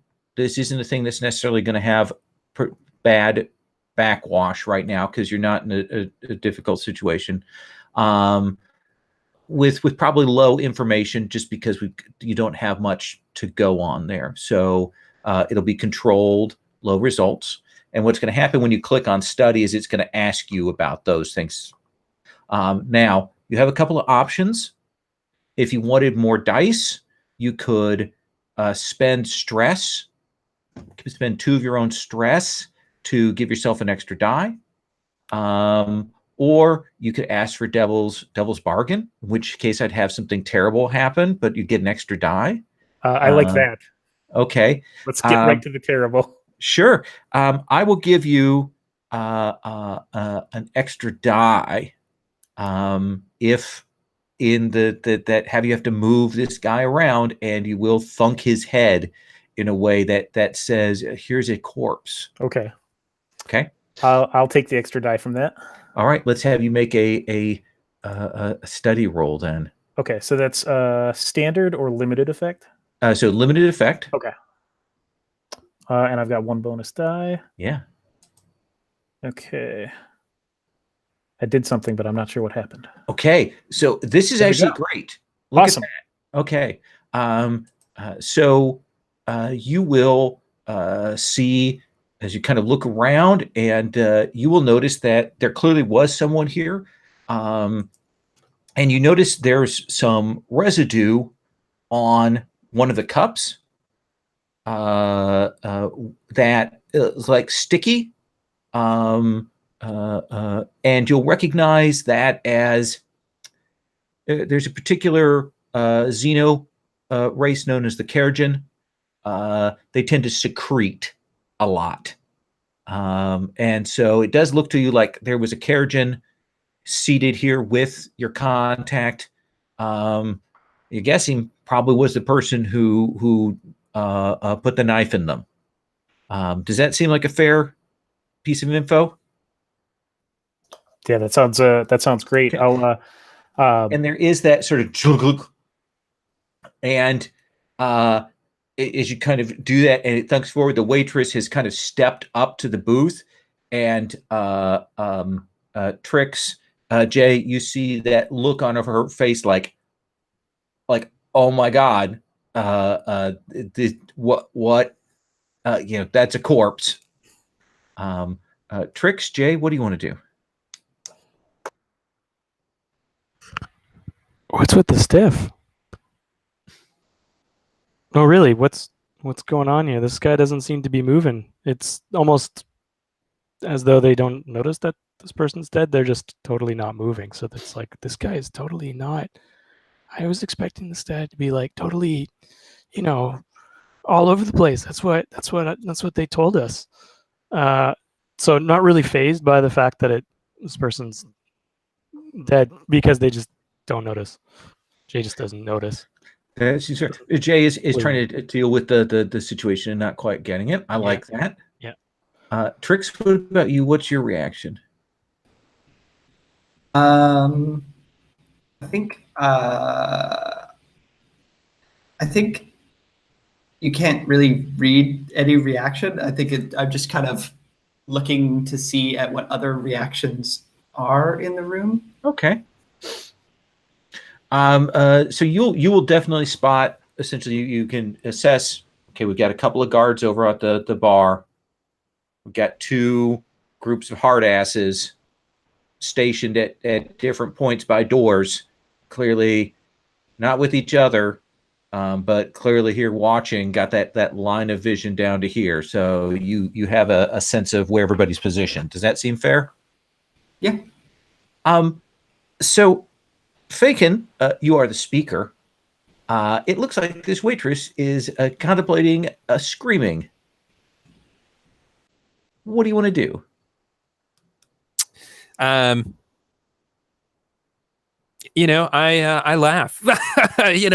Bob has way too many drinks, and I just, in a swift, as cool movement as possible, I just sort of pull his head up off the table and just kind of carry on like it's totally natural. Okay, that seems like is that consort or sway? I could go with either of those. Can I go with sway? Yeah, let's go with sway. Now, I think this is risky. Standard effect. By the way, the group starts out with 2 gambits. You can spend a gambit to give yourself an extra die. It's a group resource pool. And of course, there's pushing yourself and taking devil's bargain.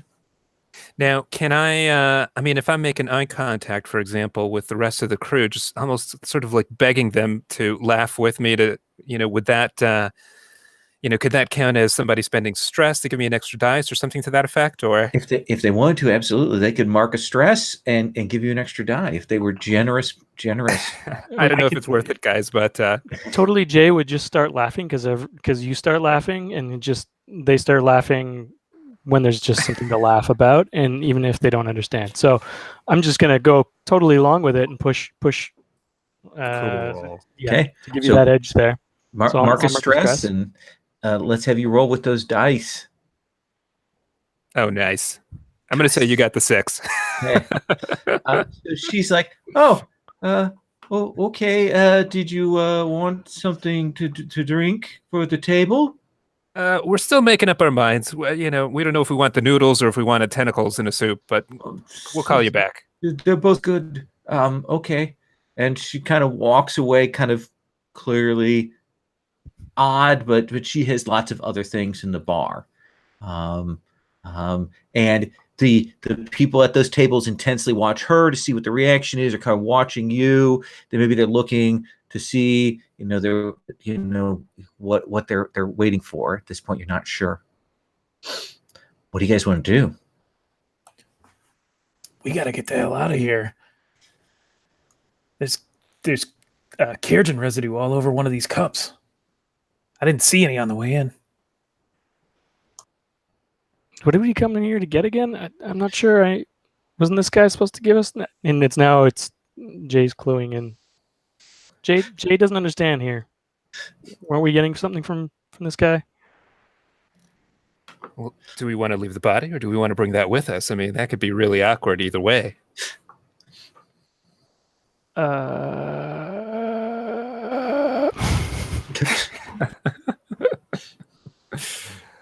Yeah, he was supposed to take delivery of the item or make the arrangements. I'm assuming you don't have the item with you, that you were going to make the arrangements for the transfer, and that was what was going to go on here. So, has anybody checked his pockets, his coat, anything? Oh, you're sitting right next to him. It's going to be a little weird if someone sees me fumbling, inside his, I don't know, his pants pockets or his jacket. I mean, I don't even think I know this guy that well. Well, it sounded like you did. I don't know. You started making this big joke about how he's doing this thing, and so you don't know this guy? I'm really confused right now. So if you guys will cover me, I will go ahead and just start ruffling through his, his sleeves, his pockets, his jacket. I mean, just trying to find. I mean, does he have anything that identifies him? A key? Anything of value? Anything interesting to us? It looks like he would have like a standard data pad, essentially. Your standard thing that seems to be gone. But the other stuff is essentially some creds, a standard issue ID pass, probably the equivalent of a hotel key kind of thing, and maybe some like maybe a ticket from a transfer. He clearly came here from Warren itself to act as the intermediary for this anonymous buyer. Does that seem fair? you see the people at the other table getting kind of antsy. I'm gonna holler over to them to mind their own business. Okay. So so you get two groups. There's one that's a little bit closer and one that's a little further away. Okay. Was it both of them that are Yeah, they don't seem to be together, but they both seem to be watching the situation, like they are here to intercept the meat, kind of thing. I feel like probably the worst thing that we can do is just wait. So I'm just going to try and make a scene and just tell everyone, mind your own business. We'll drink it with a friend. So essentially, you're going to call out the closest table of observers. What is it that you expect or want them to do? I want them to take their attention off of us for long enough that we might be able to do something else, either get out of here with or without this body. Okay. And really only have to worry about the attention of one of these groups. Okay. So essentially, you're putting them in a position where attention gets thrown at them, and they're going to have to try and act cool. So the guards or whatever. Okay. Yeah. Does that seem like command? Yeah. That kind of making like noise that way. Yeah. Okay. And I could push myself to get a die from this, or I could. You could spend 2 stress. We'll give you an extra die. Okay. I'm going to do that. Okay. Let's say right now still risky standard. I think you've got some good positioning that's affecting this. So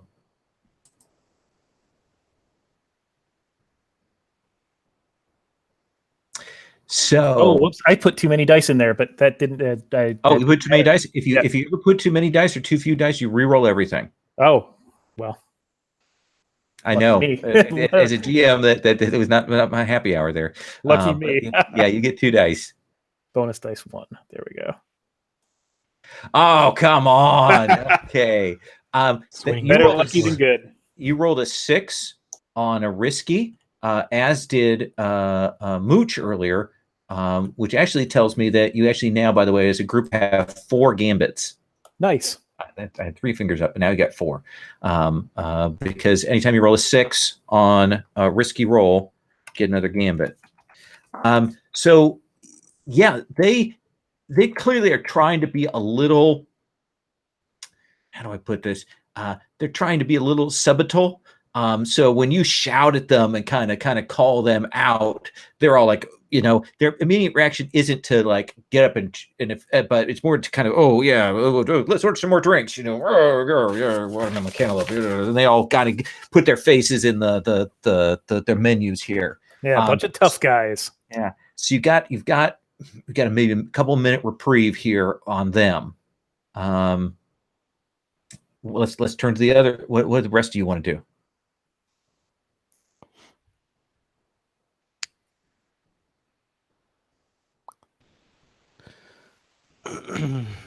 Jay grabs the ID pass, the hotel key essentially, and like grabs it out of Mooch's hands as he's pulling it out of this dead dude's pockets, and starts messing around with it and pulls out a little data pad from their overalls.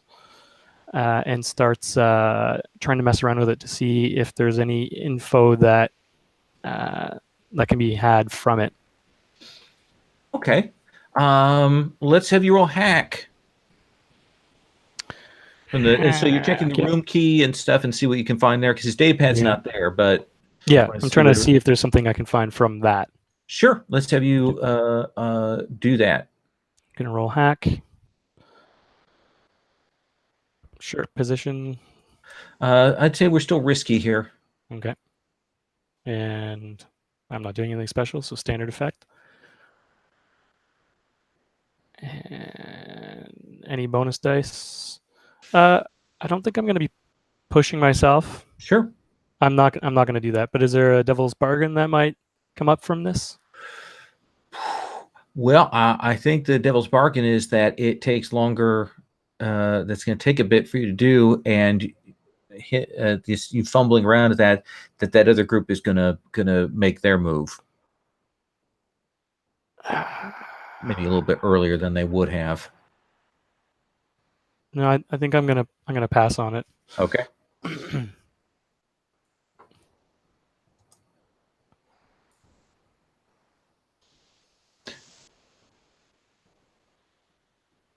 So it's a 1? Yeah, I've got 1 in hack, so Okay. it's just a 1. So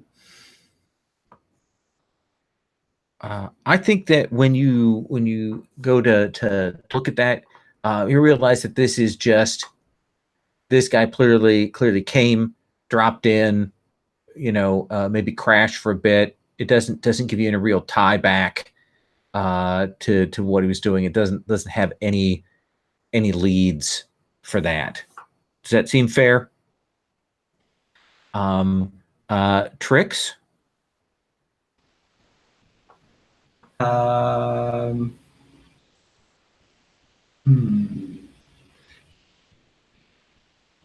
Right. So the body is fresh, right? The body is fresh. There's blood coming out of it below the line of the table. Oh my God. Yeah. And what was the type of alien that we identified or was identified? That was. So the compareness, what did I say there, Barry? That the Keragen? Keragen, thank you. Okay. You don't see any of them in the bar, so you guess that this killing probably happened maybe a couple of minutes before you got in here.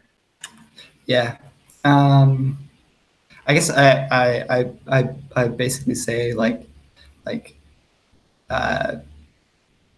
this human is worthless to us. We gotta find the killer. Gotta get out of here.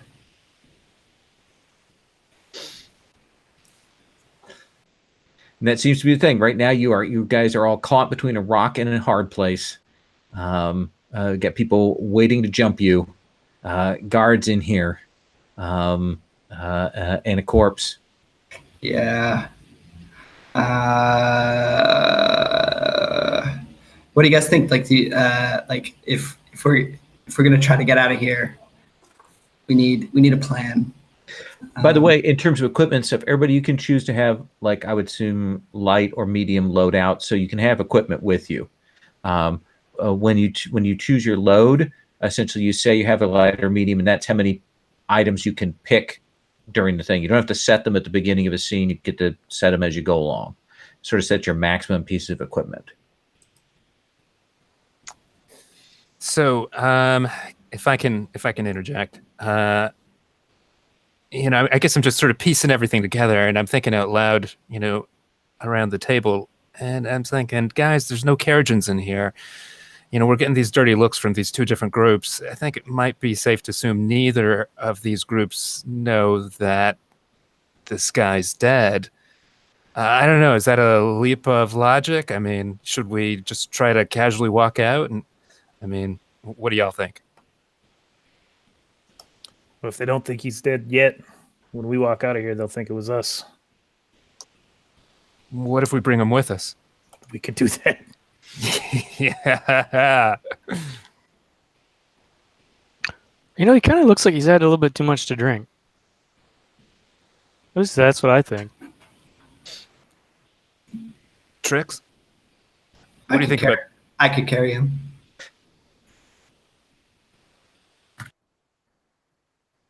So I hear a plan of sorts that you're thinking about grabbing your contact up, hefting him Weekend at Bernie style, and trying to shuffle out of the bar here from this private booth.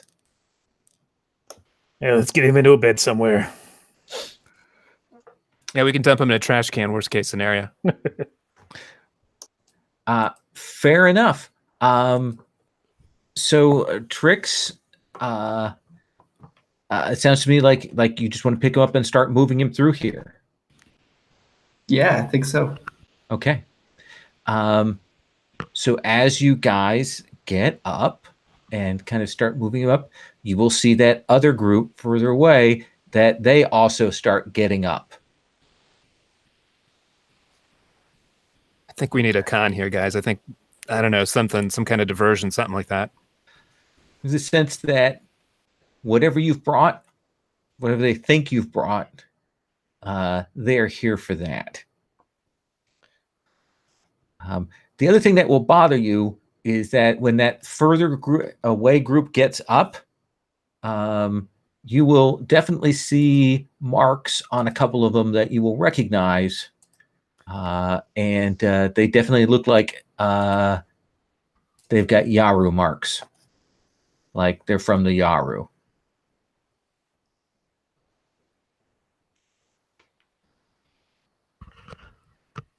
So I'm assuming this fine establishment doesn't allow animals of any kind, like pets or the likes, unless they're like seeing eye animals. I'm trying to imagine something here that Jay actually has a pet, an intelligent pet, and this is actually totally playing into the Cowboy Bebop thing, but it doesn't have to be a dog. I haven't established what that pet is going to be, and somehow it has managed to get its way into this this place, even though we left the animal outside, and it is. I wanted to say that it's some kind of like not very commonly seen alien animal. So they're a combination of either bewilderment or fear, because they're generally this alien creature is generally perceived as dangerous. I am down with that, but you have to tell me what this thing looks like. Yeah, that's what I'm trying to think through it here. So it's actually it kind of looks like a really hairy octopus. Okay. Probably about the size of a medium or large dog, but because it doesn't have bones like it's an octopus, it's able to sort of squeeze through. So it actually manages to squeeze through some kind of duct and gets its way inside. And it's actually intelligent, so it actually knows what it's doing, and it's not acting completely on instinct. So it's hairy, and it starts like skulking up and starts walking on a couple of its legs, just one after the other, after the other, after the other, after the other, making a beeline directly for us, and as if there's nothing in the way, and just going over everything like a four-wheeler might. So I like that. That's you marking equipment. Essentially, you can use that to support the potency of someone else's action. Like so you kind of now do you imagine that you called it, or did it just come because it knows that you're upset? It has an uncanny ability for understanding what is going on in my mind, but it's not really like mind reading, but it's similar to what you're describing. So it's like, oh, there's something weird happening. Maybe I should go check it out. And it comes in really, really happily and rambunctiously. Okay. And it's actually a little bit like fuzzy furry, not like scary furry, but most people would perceive it as it's like a horrible alien octopi golden retriever. That is running in. So Fakin, as you're kind of standing up, Trix has lifted the body up. That other group rises up. We know that Cal has kind of talked down the other group, and now there's this distraction. How do you want to handle this situation, Fakin?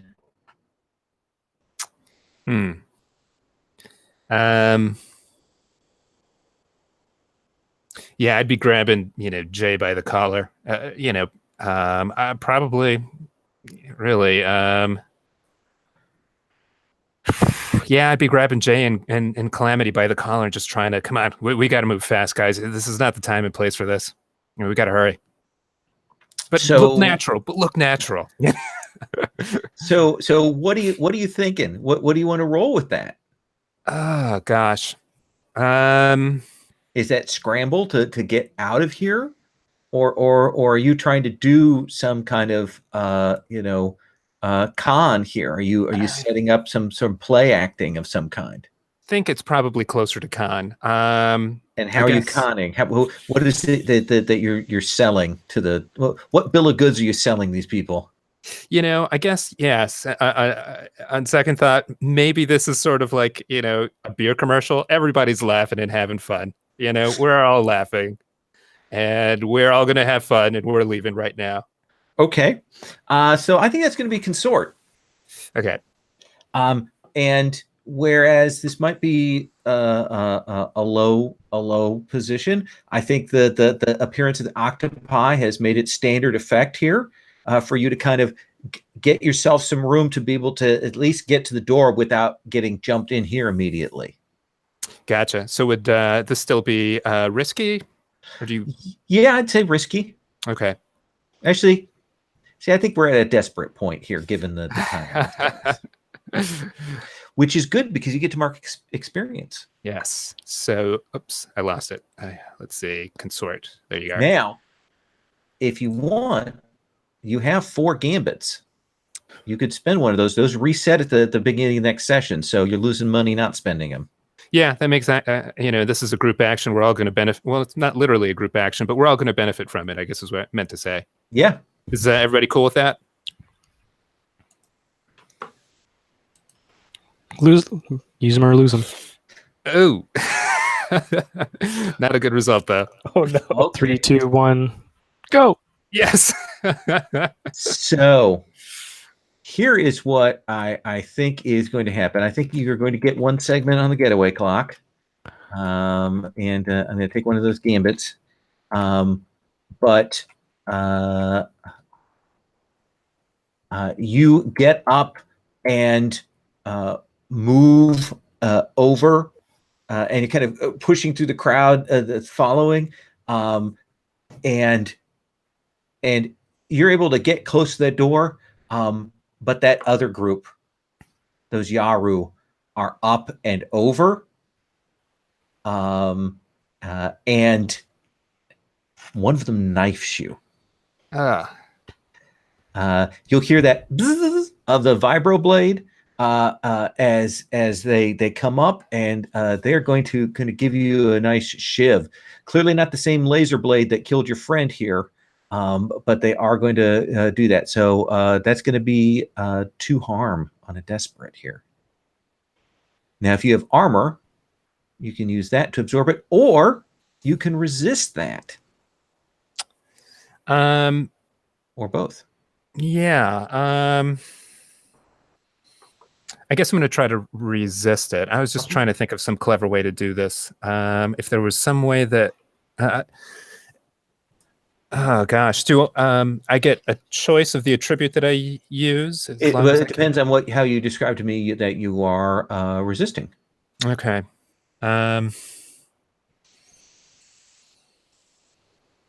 I mean, I could certainly see you rolling resolve for this, just because you are in the midst of a whole social engineering thing. Okay. Would you let me twist the fiction such that I, greet them as friends and kind of try to, de-escalate, or is it too far gone? Well, I think that'll at least give us an excuse why you don't get stabbed as badly as you would have. Okay. Okay. So go ahead and roll resolve to resist. Ugh.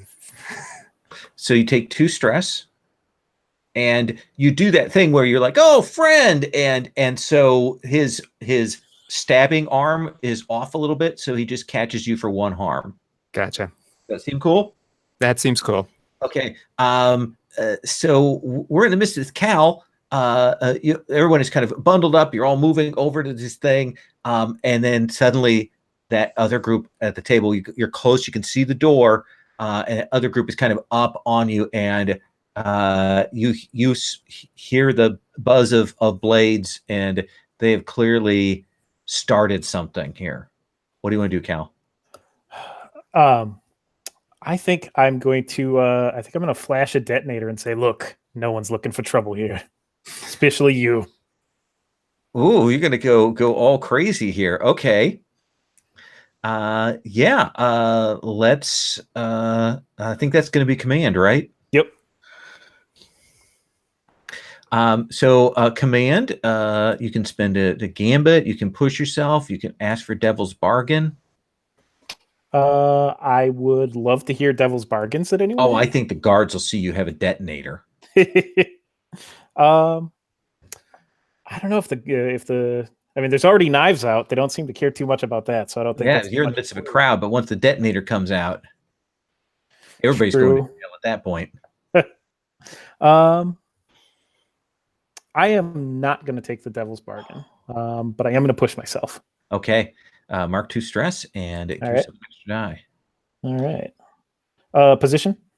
I think desperate. All right. XP. And effect? Standard, I think. Okay. It's a detonator. 1 bonus die. All right. So the detonator comes out and they step back, before they realize that you're not going to do it, like because that's just insane. But they do step back in that kind of reflexive way and pull away and give you some space to maneuver. Okay. Trix, what do you want to do?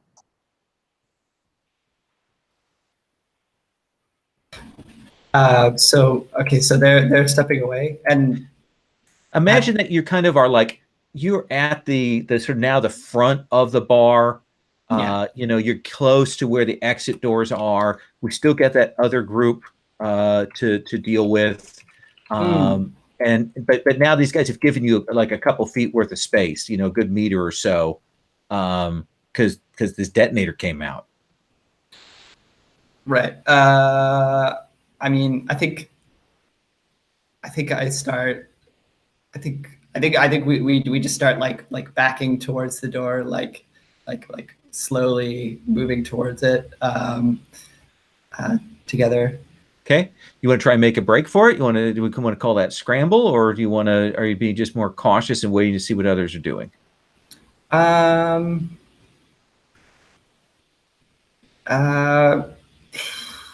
Yeah, I could break for it with the body. That could be a scramble. Okay. That'll certainly create some chaos and change up the situation. Yeah. Sure. Okay. Then let's do that. Okay. Do you want a Devil's Bargain? Sure. Sure. I'll give you an extra die if you drop the body and it looks like you stabbed this dude. Oh. Now, here's the other thing. Barry just made an interesting point. Yeah. So one of the ways we could do this is we could do a scramble as a group action, where everybody decides to cheese it. And the way that works is someone leads it. Everybody rolls scramble. We take the highest result among the four of you, and that's what everybody gets. But whoever's leading it is going to suffer some stress for anybody that really borks up the roll. Yeah, let's do that. So do we all just? Yeah. So everybody rolls their scramble. Who's going to be leading this? Is it Trix that's leading this? I mean, you're perhaps the first out the door. Doesn't mean you're leading this thing. What do you think, Trix? Yeah, like maybe. Yeah, I think I could lead it. Like maybe I say advantage and then just go. You know what I mean? And or some sort of signal or something. Yeah, you haven't suffered any stress yet. You're clear. Yeah. It's all good. All right. So Trix, what's the position? I think right now we're in a desperate position. Yeah. Okay. Everybody's going to get to mark XP. Cool. Oh, nice. Sweet. My effect is standard. Standard. Yeah.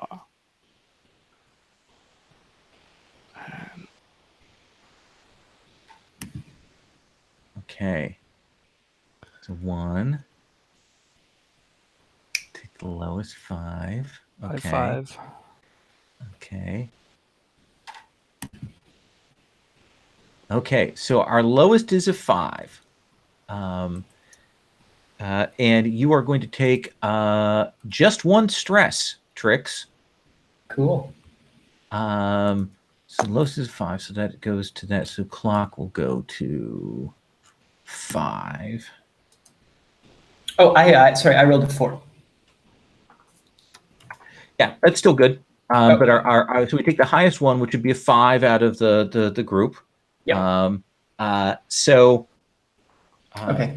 you will book, and you run out the door, and you get out of this bar. There's going to be some chaos in there. It means you get away from those guards and that other crew that Cal talked down is going to get tangled up in there. But these Yaru are hot on your heels. Like, they are right behind you. So you've cut off some of the pursuit and you've been able to get out, but they are behind you. And now you're out in the streets trying to figure out where to go. And now they are kind of getting out their heavier weapons and armaments, trying to pursue you as you duck out. Essentially, you're trying to parkour between the various different areas here, the little booths and people out in the street and robot shells and things like that. Jay, what are you doing here?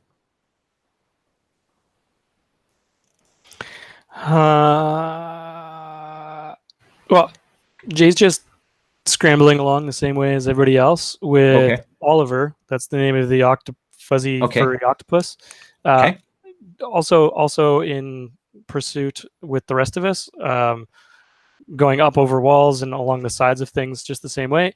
And it's actually quite surprising how dexterous Jay is in navigating these little corners. And they're trying to, I guess, use the environment to sort of like knocking things over. It looks like it's accidental, but it's actually completely intentional. I'm not really too sure how that would work. I guess it might actually be another scramble roll, or I'm just trying to like throw things to knock them out of their way. We can throw it with a rig. Yeah, I guess it is. Rig is setting things up mechanically. So as you're running, you're kind of fading back a little bit and essentially trying to drop obstacles in their way to slow them down, is what I'm hearing. Yeah, that's basically it. With this bonus, can you push and get assist and spend a gambit, or is it only one of those? The gambit, I believe, can let me see here, actually. I'm not sure on that. Gambits aren't in the other thing. Stacks that you could get as many as 3 bonuses depending on the combination. But yeah, I think you're right. That's sort of what I remember. Let's go with that, and I'll check it afterwards. Okay. In any case, I was actually looking to see for a devil's bargain and not push myself. Okay. I think the devil's bargain is that if you're going to tail back, that you're going to take some harm. Okay. Okay. Essentially, I'll see how that goes. So no matter what happens, I end up getting a minor. Take a level 1 harm. Okay. To start, regardless, and we'll see what happens. Okay. I think we're risky now because you were able to get yourselves out into the open. You don't have the full complement of them chasing you, and at least right now, probably low effect. Limited effect. Okay. Yeah. Is there a way of like increasing effect? Yeah, if you can push, you can actually push yourself to increase the effect. You can also use the devil's bargain to increase the effect, rather than giving yourself an extra die. Okay. Or if you have a piece of equipment that you're using that you think is appropriate, we can negotiate for that to give yourself a increased effect. Do you have anything on your sheet? I have a small drone, a vision enhancing goggles. I'm trying to think out loud here of what this might be. So with the small drone, it would almost be like No, I don't think I can. I don't see how that would work for me. I think Jay's got a blaster pistol and is using that as well. And is actually rigging up the blaster while everyone's running, and like to be a bit of a bomb, not Sure. quite like a detonator, not quite as big or dangerous, but a feedback loop that's going to end up Okay. causing odd problems. So risky standard effect. And I get 1 bonus for the Devil's Bargain. You spend a gambit. Yeah, I'll spend a gambit as well. So Okay. that's 2 bonus dice. There we go. Wow. Okay. So I think it is going to succeed. You're going to get a couple of ticks on the getaway clock, but I think you're going to take then a level 2 harm rather than just a level 1. Okay. Essentially, one of these guys, as you're doing that, as you're blasting, I mean, tell me what that looks like. Okay, so Jay had started rigging this thing up as we were running along. Didn't necessarily do the best of jobs, so the timer on it that they thought it was going to be didn't go off at exactly when they thought it was going to. So jamming it into a box, pushing the box over, and it actually explodes before Jay had a chance to get away. So Okay.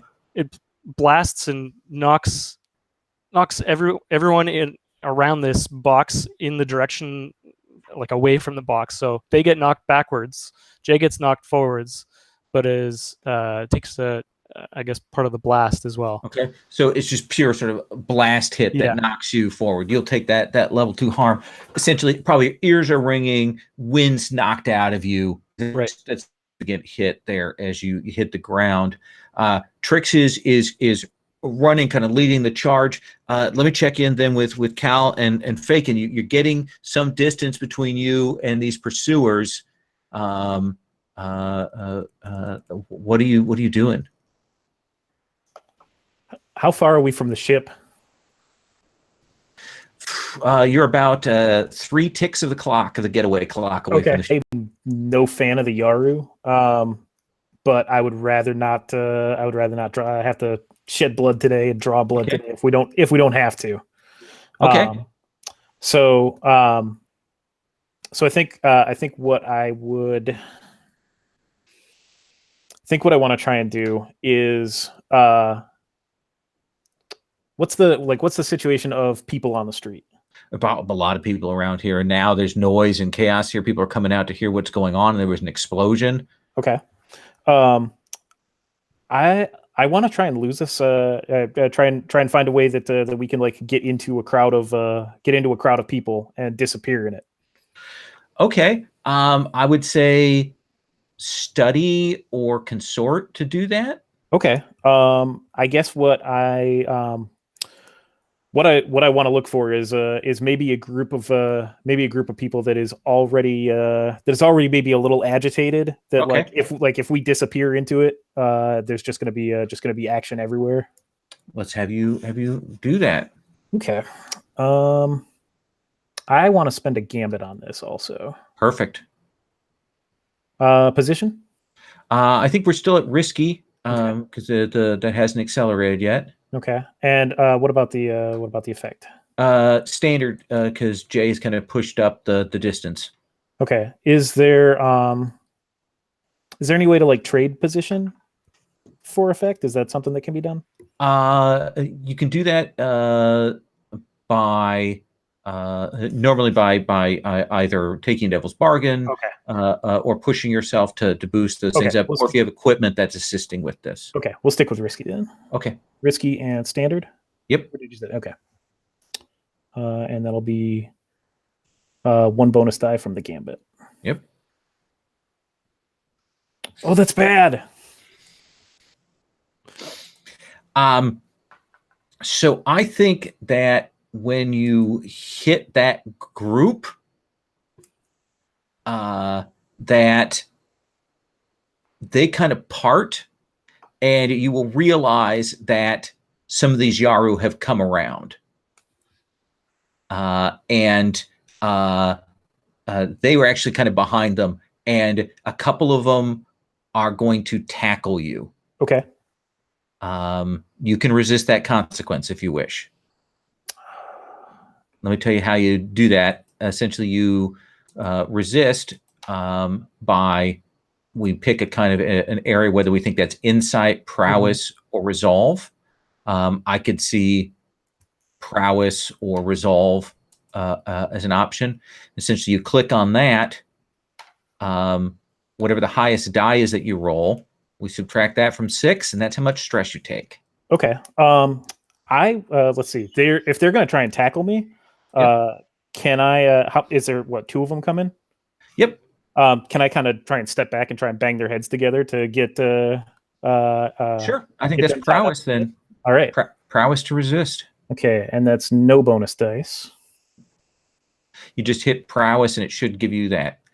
Look at you All right. rolling the 6, no stress. So you dive into that thing like thinking you're going to be able to get it, and then these 2 pop up, and you're like, boom, and you smack their heads together, and they hit with that kind of coconut crack as they come together there, and they stagger back. Fakin, you hear the explosion. Trix is running beside you, probably still has the body. I haven't heard that got dropped. And you see Cal kind of try and cut, maybe a sideway, but hits a dead end there. What do you want to do, Fakin? How are you closing the deal? I want to take a quick look over my shoulder and see if I keep going with Trix. Is there anybody sticking to us? They are following. Yeah, I mean, they've got some distance. You've got to keep moving to get away from them. Can I somehow speed us up? I mean, if we do another scramble roll, for example, could we maybe find a faster, more efficient path to the ship? Sure. We could if you want to try and boost it again, you can do it. So I have no pips in here. I mean, I'm gonna get some stress so I can get an extra dice, and we got a gambit too if you want to spend the last gambit. Gosh, I'm trying to see if there's maybe something in my inventory that might help us out.